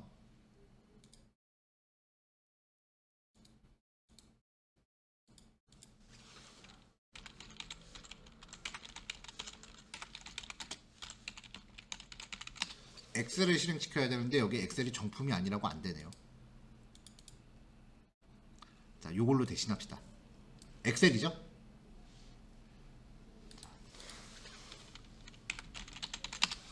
웨이피. 자, 요거를 굉장히 잘게 자른 다음에 전기 장치를 가미해서 만든 게 아까 컴퓨터에 장착하는 램 카드라 그랬죠. 그러니까 컴퓨터에 장착해 있는 램 카드를 굉장히 그 세밀하게 확대를 시켜보면 그 정밀하게 쪼개져 있는 칸이 이렇게 보일 거 아니에요. 여기까지 따라왔어요? 얘기? 스토리 따라왔어요? 그러면 요거 한 칸을 1바이트라고 치자고요. 그러니까 이 안에 이진수가 8개 들어갈 수 있는 거예요. 이게 내 컴퓨터에 16기가 024 메가바이트 킬로바이트 이만큼의 개수의 칸이 내 컴퓨터에 들어있다라는 거죠. 그럼 내가 핸드폰으로 찍은 사진을 보고 컴퓨터로 복사해서 걔를 더블 클릭했어요. 그래서 화면이 열리죠. 그럼 그 사진이 5메가라고 칩시다.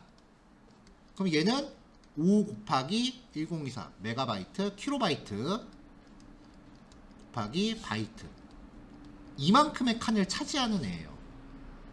내 컴퓨터에서 어떤 파일을 열람했다라는 거는 이 파일을 순간적으로 램에다가 복사를 해요. 그러니까 이 파일이 한 이만큼의 칸을 차지하게 되는 거죠. 그게 메모리를 사용한다는 뜻이에요.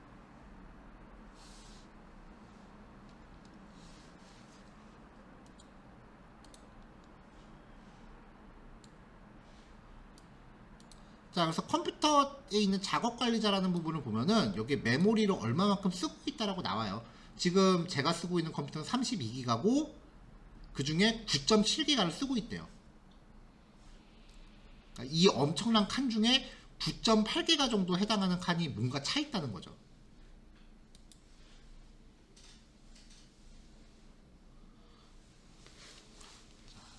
그러니까 여러분들이 웹사이트 같은 데서 회원가입하려고 뭔가 입력을 하잖아요. 아이디, 비밀번호. 그럼 그렇게 여러분들이 입력한 모든 내용이 컴퓨터 램 어딘가에 보관이 됩니다. 그래서 이 램에 저장되는 어떤 내용, 뭐 여기에 안녕이라고 내용이 들어있다. 물론 이진수로 바뀌어서 들어갈 거예요. 실제로는. 이렇게 들어가는 거를 우리는 흔히 데이터라고 불러요. 프로그래밍에서는 데이터라는 표현은 공식적으로는 안 쓰고요. 변수라고 부릅니다.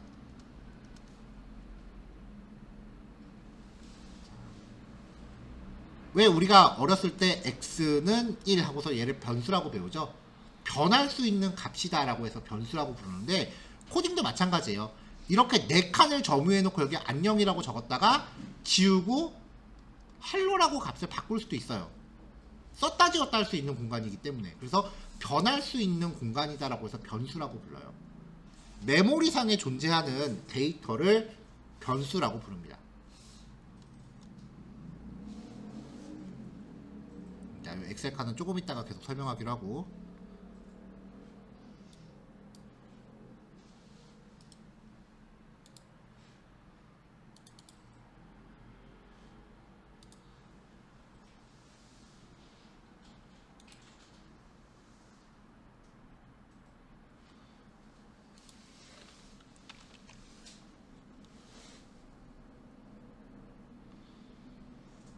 엑셀이 다시 한번 필요하네요.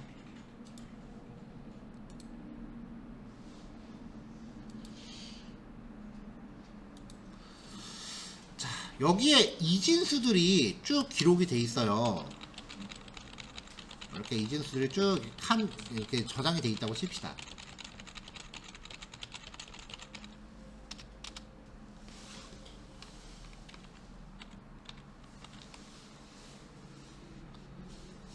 자, 그러면 요 이진수를 2개씩 쪼갤 때랑 4개씩 쪼갤 때랑 6개씩 쪼개서 해석하면은 내용이 바뀌어요. 저도 이진수 진법 변환을 암산으로 못하니까 이진수 진법 변환기라고 검색해서 여기서 한번 해보죠. 자, 01. 자, 01을 변환해라 라고 하면, 이건 너무 본격적인데? 광고도 나온다. 자, 01. 이진수에서 10진수로 변환하기. 자, 01은 1이래요. 근데 0101은 5래요. 10진수로 바꾸면 0100은 20이래요. 0100 뒤에 10을 또 붙이면 10을 또 붙이면 어디였어? 10 166이래요. 그러니까 하고 싶은 얘기가 뭐냐면은, 이렇게 이진수 덩어리를 내가 몇 개씩 쪼개서 해석하는지에 따라서 내용이 의미가 바뀐다는 거죠. 자, 이렇게 이진수 덩어리가 있을 때 이거를 몇 개씩 쪼개서 해석할지를 알려주는 거. 메모리에 메모리에 기록되어 있는 얘를 변수라고 한다 그랬죠. 다른 말로 데이터라고 한다 그랬어요. 이거를 몇 개씩 쪼개서 해석할지에 대한 해석 방법. 이 해석 방법에 따라서 데이터의 종류가 바뀌는 거예요. 해석 방법을 데이터 타입이라고 해요. 자바에는 기본적으로 8가지가 있습니다. 보통 영어에서는 데이터 타입이라고 하는데 변수형 혹은 자료형, 자료의 유형 혹은 변수 타입, 자료 타입 이런 식으로 각종 콩글리시가 난무합니다. 왜냐면은 분명히 영어로 온 건데 이게 그 우리나라로 넘어오는 과정에서 해석을 꼭 한자어로 해석을 해요. 전공책들은 다 한자어로 돼 있어요. 그러니까 이런 말로 바뀌는 거지. 이거를 사람들이 실제 일상에서 쓰면서 막 말을, 왜 우리나라 사람들 말 뒤죽박죽 섞어서 쓰는 거 잘하잖아요. 그러다 보니까 각종 콩글리시가 탄생을 해요. 변수 타입, 데이터형, 자료 타입 뭐 이런 식으로 각종 말이 다 튀어나올 테니까 필드 가시면 대충 맥락에 따라 찍어서 이해하셔야 돼요.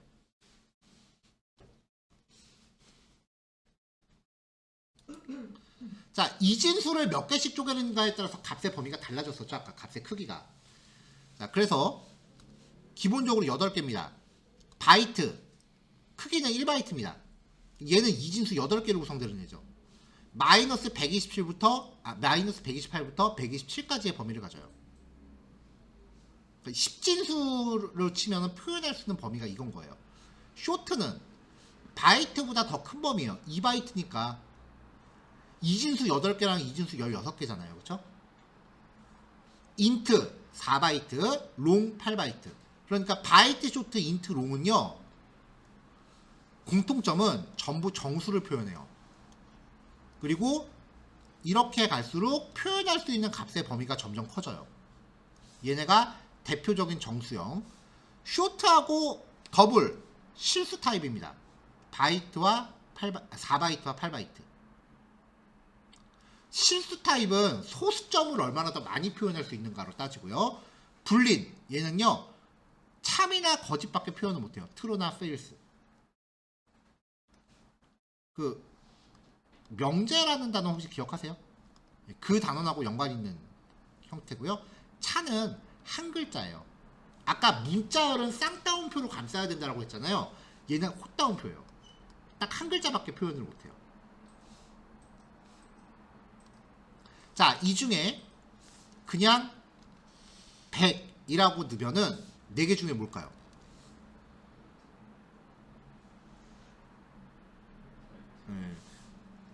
판단이 잘 안 되죠? 자바는 기본적으로 이렇게 숫자만 덩그러니 있으면은 인트로 쳐요. 그래서 정수의 대표 유형은 인트예요. 3.14라고 표기하면은 둘 중에 더블로 인식해요. 그래서 실수 유형의 대표값은 더블이에요. 분리는 대체 불가죠? 그쵸? 차는 문자열이라는 개념 아까 얘기했죠. 문자열하고 한 글자하고 표현 범위가 뭐가 더 넓을까요? 당연히 문자열이 더 넓죠? 얘는 쓸 일이 없어요. 8가지 중에 표시한 3개는 오늘 외우고 가세요. 나머지는 천천히 외워도 돼요.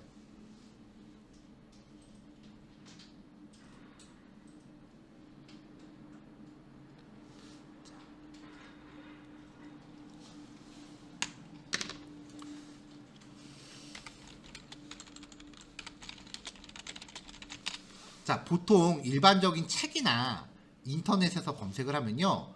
데이터 타입 얘기하면 이런 표를 들이대요. 표현 가능한 값의 범위. 그래놓고 꼭 학생들 골탕 먹이기 좋아하는 교수님도 이거 시험 문제 낸다. 다음 중 자료형과 값의 범위가 잘못 짝지어진 것은 뭐 이따위로. 완전 쓸데없으니까 기억하지 마시고요.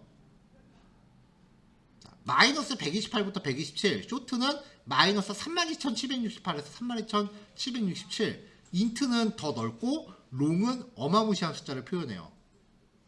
그러니까 이거 숫자값 다 외울 필요 없으니까 표현할 수 있는 범위가 점점 더 커진다. 그렇게 원리만 기억하세요.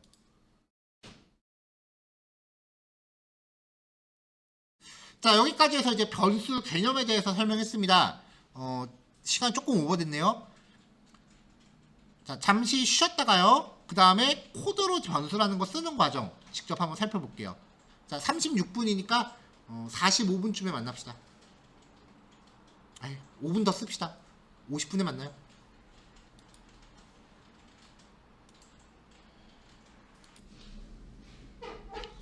자, 변수가 이제 컴퓨터에 어떻게 존재하는지에 대해서 이야기를 했는데, 코딩에서 변수는 저렇게 복잡한 얘기를 사실 몰라도 코딩하는데 큰 지장은 없어요. 자, 데이터 타입을 앞에 명시를 하고요. 그 앞에 변수의 이름을 정의를 해요. 자, 그럼 이제 어떤 일이 생기냐면은,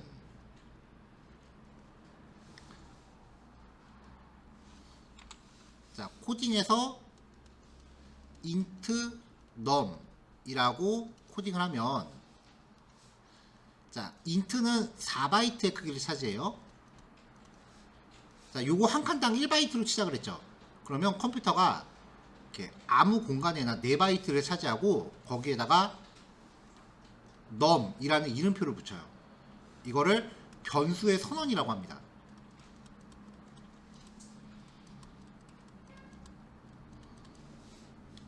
그 다음에 다음 줄에서 코딩에다가 num은 100 이렇게 뭔가 값을 대입을 해요. 대입을 하는 거는 항상 오른쪽에서 왼쪽으로만 반응합니다. 반대로는 작용하네요. 그러면 여기 4칸에다가 100이라는 값을 기록하는 거예요. 물론 이진수로 바꿔서 기록하겠죠. 이거를 변수의 할당이라고 해요. 그래서 변수를 코딩으로 표현할 때는 선언과 할당 두 가지로 나눠지는데, 이거를 한 줄로 축약해서 쓰면 이렇게 표현해요. int num 뭐 2는 200 이런 식으로 한 줄로 표현하기도 해요. 자, 이렇게 하면 어딘가에 num2라는 이름표가 붙은 4칸을 차지하고 거기다 200을 또 기록을 하겠죠. 그게 뭐 옆에 들어가는 게 아니라 아무데나 무작위로 공간을 점유해요. 200 이런 식으로요. 그리고 num2라는 이름표를 붙이겠죠. 코딩을 할 때마다 메모리 공간에 무작위로 칸을 점유합니다. 그래서 랜덤하게 액세스하는 메모리다라고 해서 우리가 줄여서 램이라고 불러요.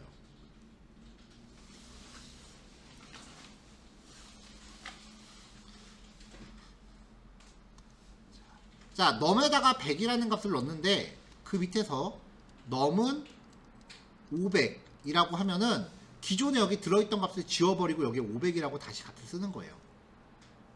한번 만들었던 값은 다른 값으로 바꿀 수 있다라고 표현을 해요.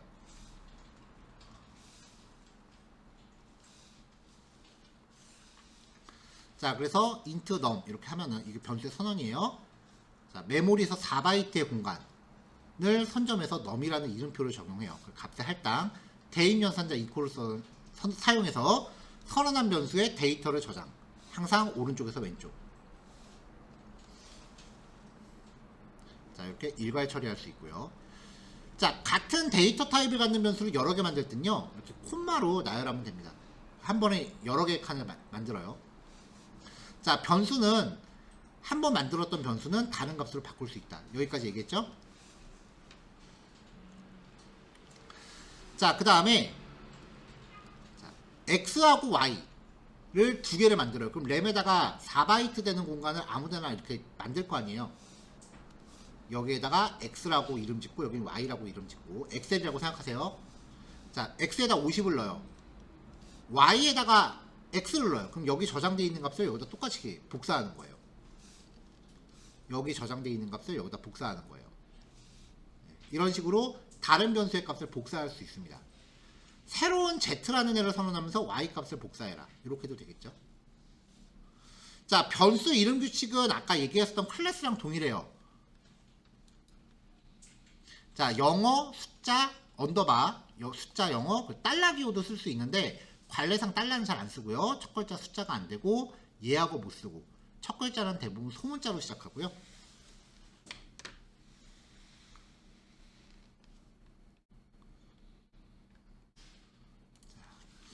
자, 그 다음에 주로 표현하고자 하는 데이터를 의미하는 명사로 구성합니다.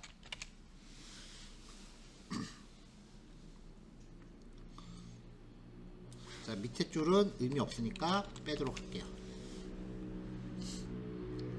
자, 그래서 이제 스네이크 표기법하고 카멜 표기법이라는 게 있다 그랬죠? 언더바로 구성하는 거, 그 다음에 대문자로 표시하는 자바는 카멜 표기법. 자, 그 다음 문자열. 쌍따옴표로 감싸진 문장을 사용할 수 있는 데이터 타입이에요. 얘는 첫 글자가 대문자로 시작하는 것에 유의하세요. 다른 애들하고 좀 달라요. 문자열은 기본 데이터 타입하고는 결이 좀 달라요. 나중에 이제 클래스와 객체라는 거 설명할 텐데 그때 살펴보면 될 겁니다. 자, 변수 사용의 제약 조건. 선언되지 않은 변수는 쓸 수 없습니다. int x라고 선언하고 x에다 100을 넣으면 되는데 y에다가 200을 넣으라고 하면 얘는 선언이 없죠. 얘는 에러 나요, 여기서.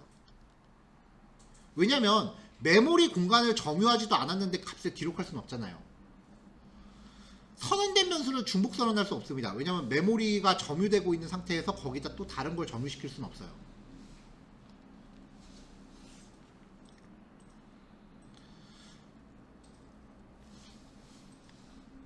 자, 3.14라고 하면은 이게 기본적으로 아까 그 더블이라는 타입으로 인식된다 그랬죠.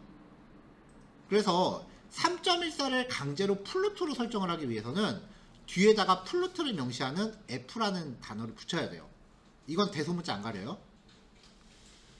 그래서 대입되는 모든 실수형 값을 더블로 기본 인식하고요. 롱 타입을 쓸 때는 int랑 구별을 위해서 대입할 때 L을 적용합니다. 바이트, 쇼트는 이런 거 안 써도 되는데 플루트하고 롱 타입 쓸 때만 뒤에 이런 거 좀 명시를 해줘야 돼요. 자, 변수값 출력할 땐 system.out.println 이라고 하시면 돼요.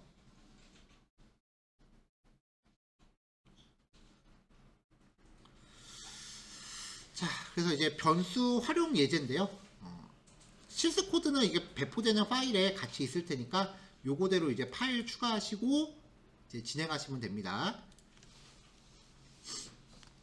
자, value 1 made까지 만들고 진행한다 그랬죠. 자, 이거는 논리형 변수예요. isman과 iswoman.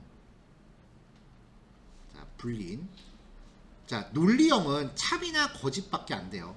그래서 man일 때는 true, 그 다음에 woman일 때는 false 이렇게 처리해서 저장한 다음에 출력을 한번 해봤어요. 그래서 true나 false. 자, 그 다음 정수형 변수 people count를 선언하고 다음 라인에서 30이라는 값을 할당한 다음에 출력해라. 자, people count. 다음 라인에서 30. 그 다음에 people count를 출력. 그럼 30이라고 하면 출력 되겠죠? 아직은 예제가 그렇게 난이도가 높은 건 안 나와요. 자, 실수형 변수 파이라는 값을 선언해서 원주율값 3.14159를 한 라인에서 할당하고 출력해라. 자, 기본적으로 더블을 쓴다 그랬죠? 더블. 파이는 3.14159. 만약에 플루트로 선언하면 뒤에 F 붙여야 된다고 했어요. 그리고 출력. 별거 없죠? 자, 이 파일을 제가 이제 단톡방에 올릴 거예요.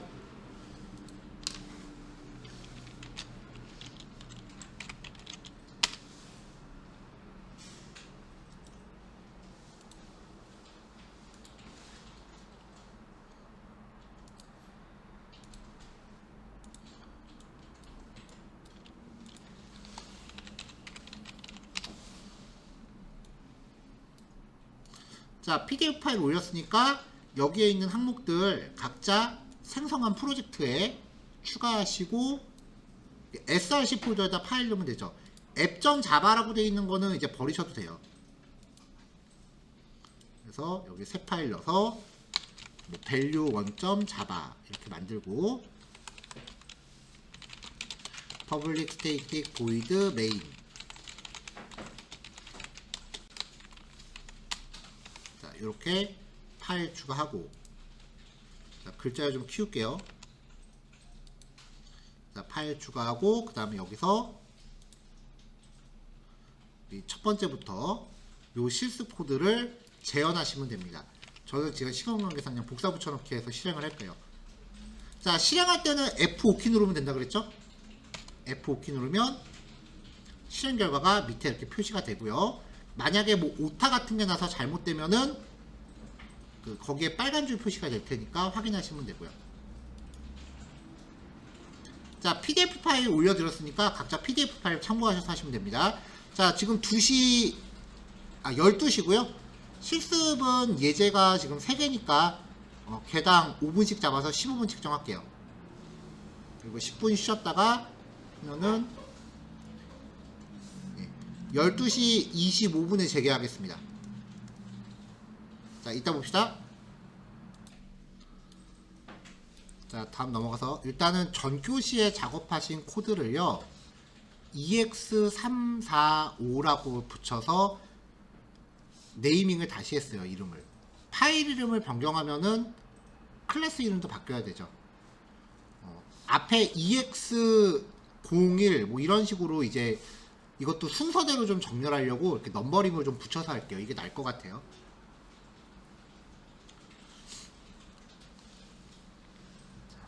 EX1번은 굳이 실습 안 하셔도 됩니다. 그냥 내용을 조금 더 정리해 보려고 좀 더 자세하게 한 거예요. 그러니까 자잘한 내용까지도 주석으로 좀 바꾼 거니까 같이 한번 내용 리뷰해 봅시다. 자, 변수는 선언하고 할당을 분리해서 한다 그랬었죠. 그래서 정수형 변수 A를 선언하는 거, 메모리의 특정 위치에 4칸 점유하는 거라고 그랬고요. A에다가 100을 할당, 이걸 기록한다 그랬죠. 출력하면 여긴 100 나오겠죠. 선언과 할당을 통합하면서 A 정수형 변수 B를 선언하고 A에 기록된 내용을 복사했어요. 그럼 여기도 100 나오겠죠. A가 100인데 A를 B에다 복사했으니까 똑같이 100 나오겠죠.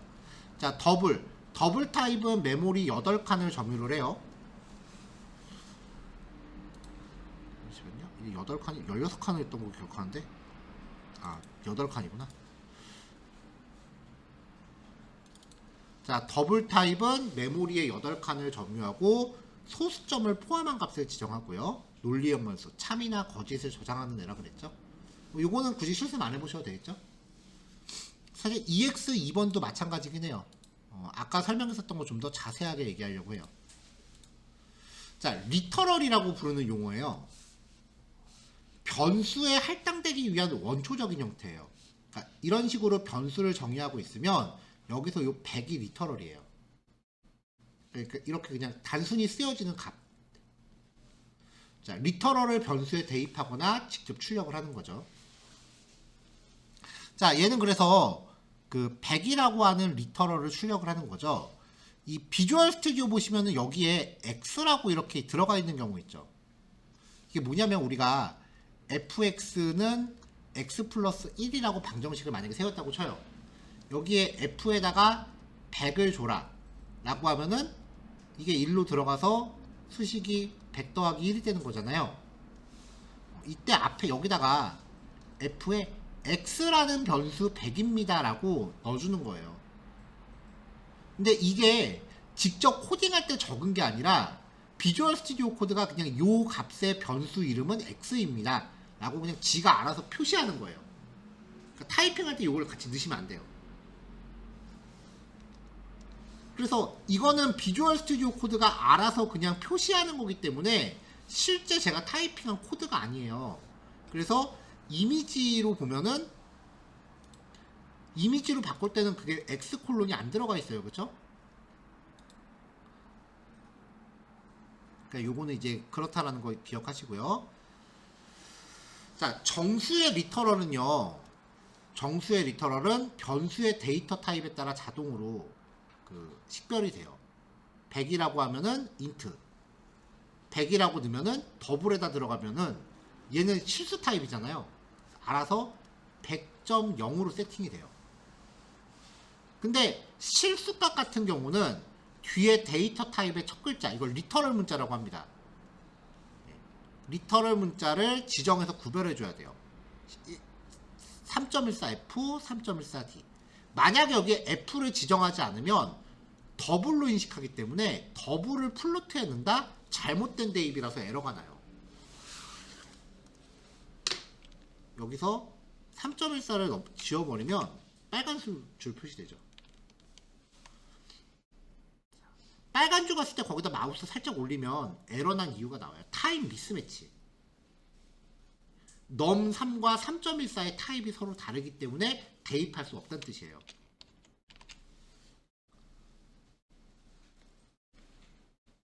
자, 근데 더블 같은 경우는 굳이 명시 안 해도 돼요. 더블에다 대입할 때. 자, 이것도 아까 얘기했던 거고, 인트형의 리터럴 문자는 없지만 더블형은 D라고 명시하는 게 가능하다. 근데 더블은 필수가 아니다라고 얘기했어요. 자, 그 다음 이제 상수라고 하는 내용입니다. 자, 변수는 변할 수 있는 값이란 뜻이죠. 그래서 변수는 초기화 이후 다른 값으로 변경이 가능해요. 초기화가 뭐냐면은 어떤 변수의 최초 할당이에요. 어떤 변수의 최초 할당. 그러니까 어떤 변수의 최초로 값을 저장하는 거를 변수를 초기화한다라고 표현을 해요. 자, 이런 용어들 다 기억해 놓으셔야 돼요. 안 그러면은 왜 저런 거 있잖아요. 그 친구들하고 뭐 좀 세대 간에 좀 나이 차이가 많은 사람들하고 얘기하다 보면 가끔 용어가 안 통해서 말 안 통하는 경우 있죠. 이런 용어들 기억 못 해놓으시면 회사 가서 그렇게 돼요. 초기화가 뭐예요? 라고 물어보면은 뭐 단어도 모르고 입사해서 그런 말이 나오니까 이런 단어들 신경 써서 기억하셔야 됩니다.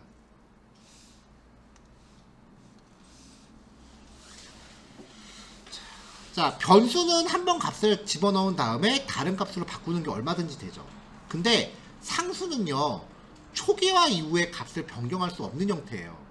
데이터 타입 앞에 파이널이라는 키워드를 넣어요. 얘는요, 선언과 할당이 통합된 형태로만 생성 가능해요. 선언하고 할당을 분리하지는 못해요.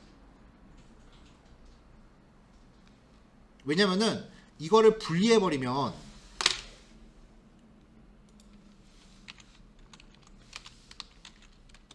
이렇게 분리하면은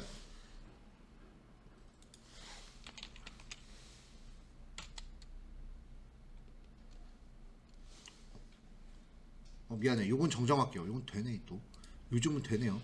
예전에 안 됐는데.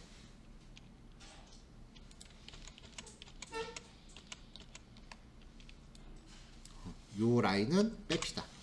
요 파일만 제가 스크린샷 다시 떠서 배포할게요.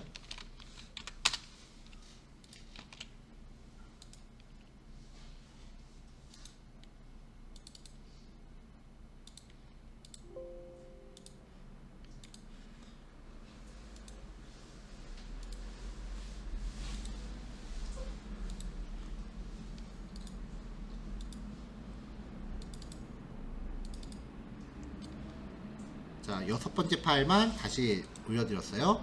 상수는 한 번 값을 집어넣으면은 못 바꿔요. 그래서 다른 값으로 바꾸려고 하면 거기서 에러가 발생을 해요. 에러가 나죠. 자, 프로그램 코딩할 때 이렇게 에러가 나면은요, 잘 실행되다가 거기서 중단해요. 보통 이걸 우리가 프로그램 뻗는다라고 표현을 해요. 그럼 밑에 있는 여기는 실행이 안 되겠죠. 그래서 여기까지는 출력이 될 거예요. 강제로 실행하면.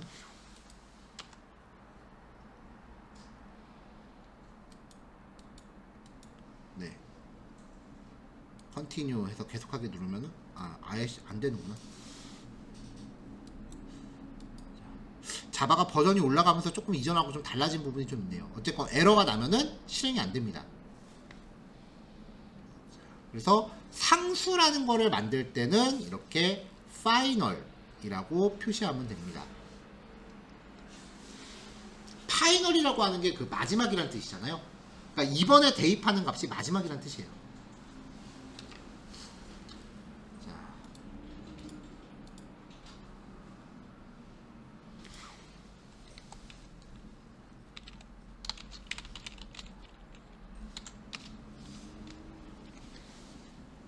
자, 이거 제가 PDF로 좀 바꿀게요.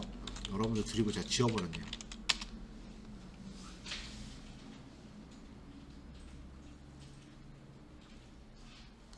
자, 그 배포해드리는 유형이 이미지 형태가 있고 그 다음에 PDF 형태가 있죠. 예, 그거를 이런 식으로 이제 여러분들 프로젝트 안에다 같이 파일을 넣어놓으세요. 이미지 같은 경우는 별도의 폴더로 보관을 하세요. 이미지는 비주얼 스튜디오에서 이렇게 자동으로 바로 열려요. 태블릿 PC나 핸드폰 같은 걸로 이거 열람하시는 분들은 뭐 지금부터 말씀드리는 게 해당이 안 되겠지만 실습하고 있는 소스 코드하고 그 다음에 이미지 파일을 이렇게 더블 클릭해서 각자 여신다면 여시면 이렇게 탭으로 왔다 갔다 하잖아요. 이 상태에서 위쪽에 있는 이 탭을 드래그해서 이렇게 위치를 이렇게 끌면은 양쪽으로 이렇게 배치가 돼요. 그럼 보면서 실습하기가 좀 더 수월하겠죠. 핸드폰으로 이렇게 보면은 목 아파요. 자, 그 다음 그럼 PDF 같은 경우는 어떻게 하느냐. 자, 비주얼 스튜디오의 익스텐션을 한번 더 열어요. 익스텐션 설치. 여기서 PDF라고 검색하면 여러 가지가 되게 많이 나오는데 VS 코드 PDF 요거를 설치하세요. VS 코드 PDF 얘가 제일 낫더라고요. 비슷한 애들이 좀 많다 싶으면은 여기 선택하면은 나오는 상세 페이지에 이게 다운로드 수예요. 이게 좀 많은 거를 까는 게 아무래도 유리하겠죠. 별점하고. 자, 얘를 설치하고 나면은요. 그 다음부터는 비주얼 스튜디오로 PDF도 열립니다. 이렇게요. 그럼 마찬가지로 얘도 이렇게 화면 옆에다가 배치해서 내용 열람하면서 실습하시면 되겠죠. 그러니까 실습 코드가 PDF 형태로 들어있는 경우는 이렇게 내용 확인하시면 되고요. 이미지로 되어 있는 경우는 그림 따로 이렇게 여셔서 확인하시면 되고요. 탭을 이렇게 왔다 갔다 하면 옮길 수 있어요. 재배치되고. 이렇게 하면은 보시는데 조금 더 불편함이 줄어들 겁니다. 가능할까요? 물론 제일 좋은 건 듀얼 모니터 쓰는 거긴 하지만 학원에선 그럴 수가 없으니까 이런 식으로 처리하도록 할게요. 왼쪽에 이 폴더 창은 열었다 닫았다 됩니다.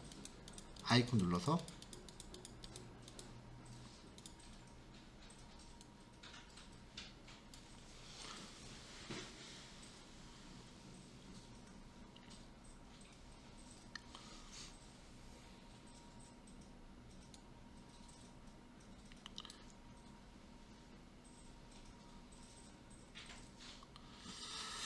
자, 이렇게 해서 이제 그 2단원 예제를 최종 자바 파일 6개로 그 픽스를 지을 거예요.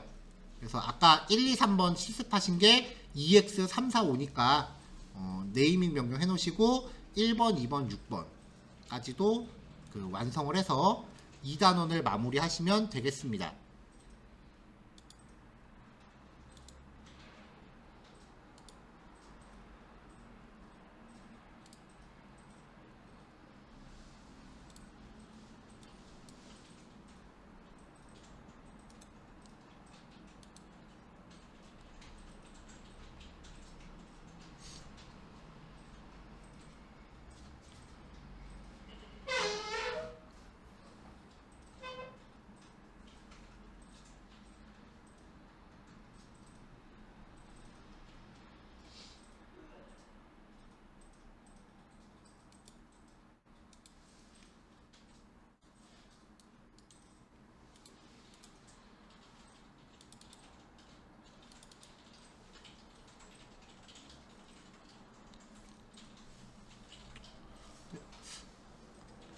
갖고 오시는 분들이 따로 안 보여갖고 제가 지금 얘기를 안 드리고, 혹시 책 구입하신 분 계신가요?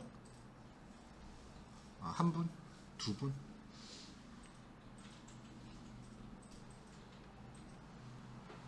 네.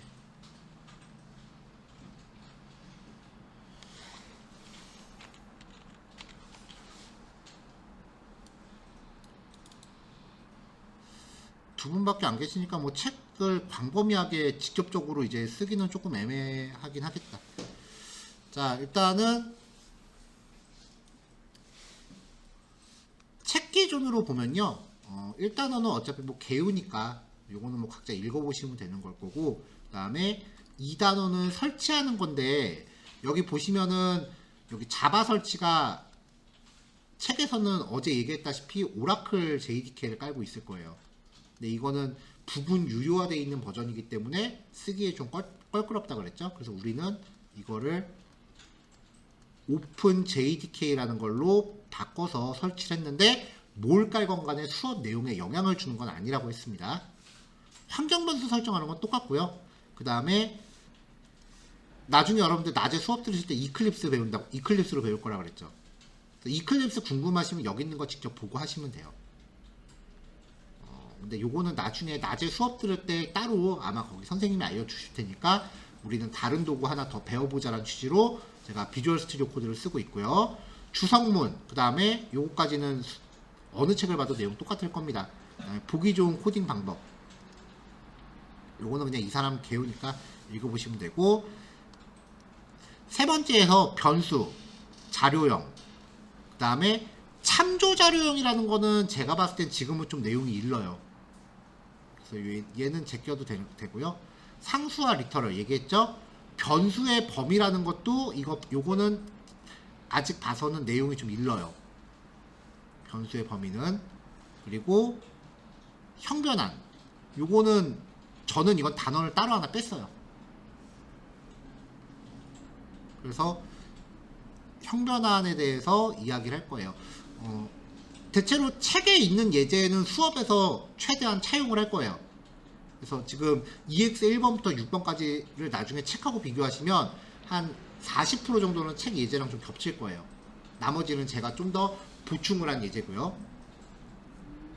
그리고 순서는 요 책하고 좀 다를 수도 있지만 우리 수업에서 요 내용을 최대한 차용은 하겠지만 직접적으로 이 책에 있는 몇 페이지 보세요 그런 식으로 설명을 안 할 거예요.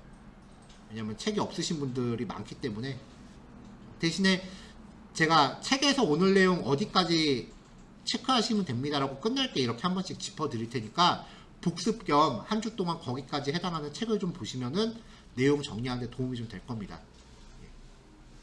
그래서 뭐 설치하고, 그 다음에 여기서 지금 표시한 거 3.3하고 3.5를 지금 여기서는 안 하겠다는 얘기가 아니라 요거를 우리는 순서를 좀 나중으로 미뤘다는 얘기입니다.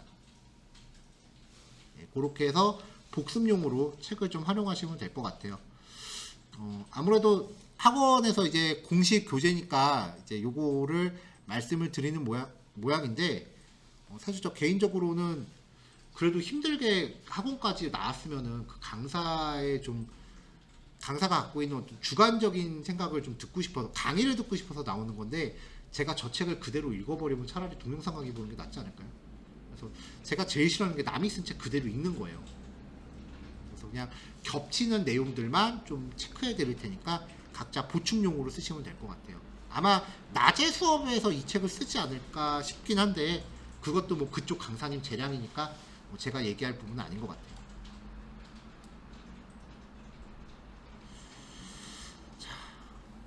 자, 이렇게 해서 예제 정리 다 하시면은 얼마 정도 걸릴까요?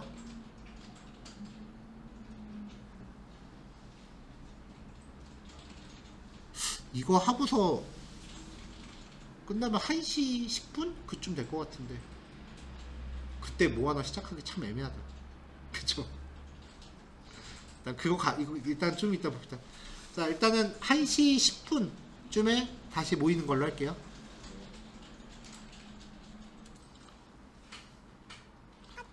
자, 넘어가도록 할게요. 뭐 이제 끝날 시간이 얼마 안 남았으니까 이제 비주얼 스튜디오 관련된 또 하나의 팁을 또 알려드릴게요. 코드를 작성하다 보면은 이렇게 들여쓰기나 줄맞춤 같은 거를 하면은 좋은데 이거 하기가 처음에 작성할 때 좀 습관 들이기가 쉽진 않아요. 예를 들어서 소스 코드는 줄바꿈 같은 거 전혀 안 해도 상관없다 그랬죠. 이렇게 세미콜론만 확실하게 지어주면은 프로그램 컴파일러가 알아서 명령어가 여기라고 인식을 하기 때문에 다 한 줄로 짜도 상관은 없어요. 그러다 보니까 이제 코드를 이제 작성하는 게 좀 익숙하지 않은 분들은 들여쓰기 같은 걸 이렇게 무시하고 작성하기 쉽거든요. 근데 이렇게 되면 나중에 자기가 작성한 코드 자기가 알아보기도 힘들어져요. 자, 비주얼 스튜디오의 익스텐션 중에요.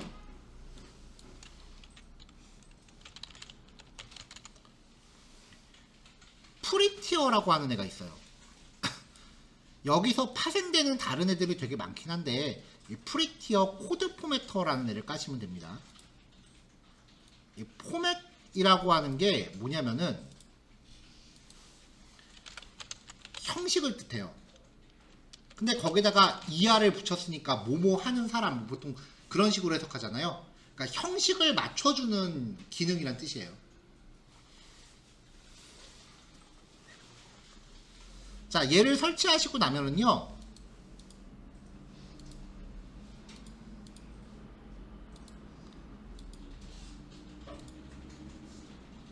설치하고 나면 지금 제가 요거 관련된 설정이 돼 있는지 좀 체크 좀 해볼게요.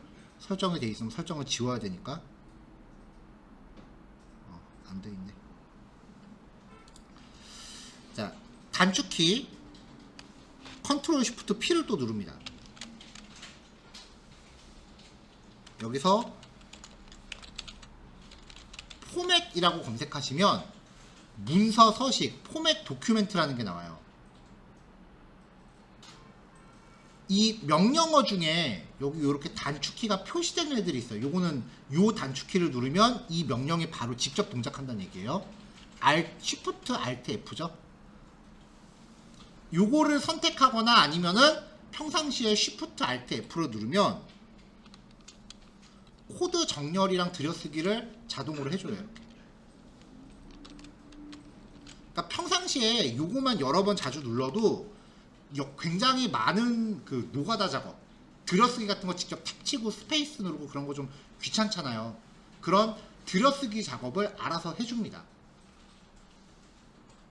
그러니까 습관적으로 Alt Shift F를 중간중간에 누르세요.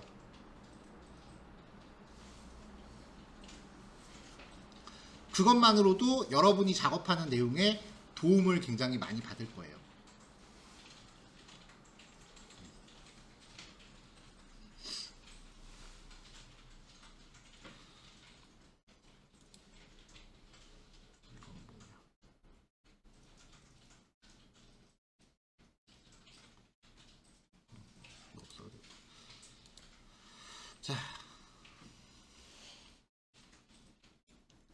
자, 1주차 수업 내용은 이제 여기까지입니다. 사실 진도가 그렇게 많이 나간 건 아니에요.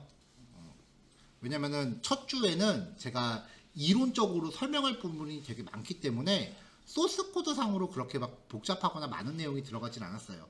이제 다음 시간에 다음 주에 이제 진행할 내용이 잠깐만요.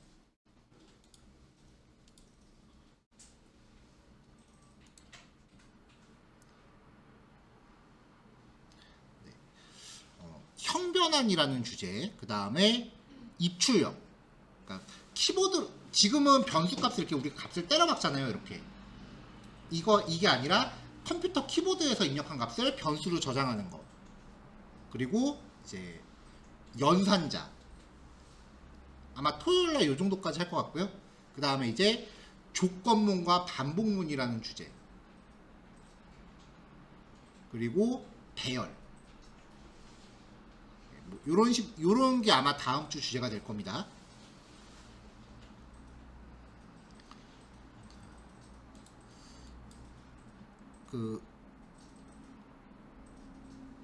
어디 갔어? 네. 이 책 기준으로 봤을 때 보통 이 책이 평상시에 이제 주말반으로 하면은 이게 2달치 진도가 넘어요, 분량이. 그래서 원래 이 자바 수업도 평상시에는 자바 1, 2라고 해갖고 이제 월 단위로 2번 개강을 하고, 그때도 자바 기본을 좀 벗어난 내용. 책 기준으로는 11단원까지가 자바 기본이고요. 12단원부터는 이를테면은 앞에서 본 이론적인 내용을 활용하는 주제예요. 그래서 아마 낮반 수업 같은 경우는 낮에 수업 들으시면은 이 책 기준으로 했을 때 이걸 다 다루는 게 아마 한 2.5개월 정도 측정이 돼 있을 거예요. 근데 그 중에 이제 지금 우리가 모여 있는 것 자체가 일종의 좀 선행학습 내지는 보충학습 같은 개념이기 때문에 이 책 기준으로 했을 때 한 달 동안은 이 책을 다 못 끝낼 수 있다, 못 끝낸다라는 거, 그거는 제가 미리 말씀을 드립니다. 그렇지 않아도 개강하기 전에 부원장님이 한번 물어보시더라고요. 이거 한 달 만에 다 나갈 수 있을까요? 물어보시는데 제가 말도 안 되죠 그랬어요. 지금 뭐 개강을 기다리고 계신 거예요? 아니면 지금 수업을 낮에 듣고 계신 거예요? 저는 개강 기다리고 있어요. 4월 있고 3월에 수업 참여하시는 분들은 아마 하고 있으실 거예요. 아직 수업 아직 시작 안 해요. 3월. 3월에 개강하는 분도 계세요? 13일. 4월에 개강하면 나 또 보겠네.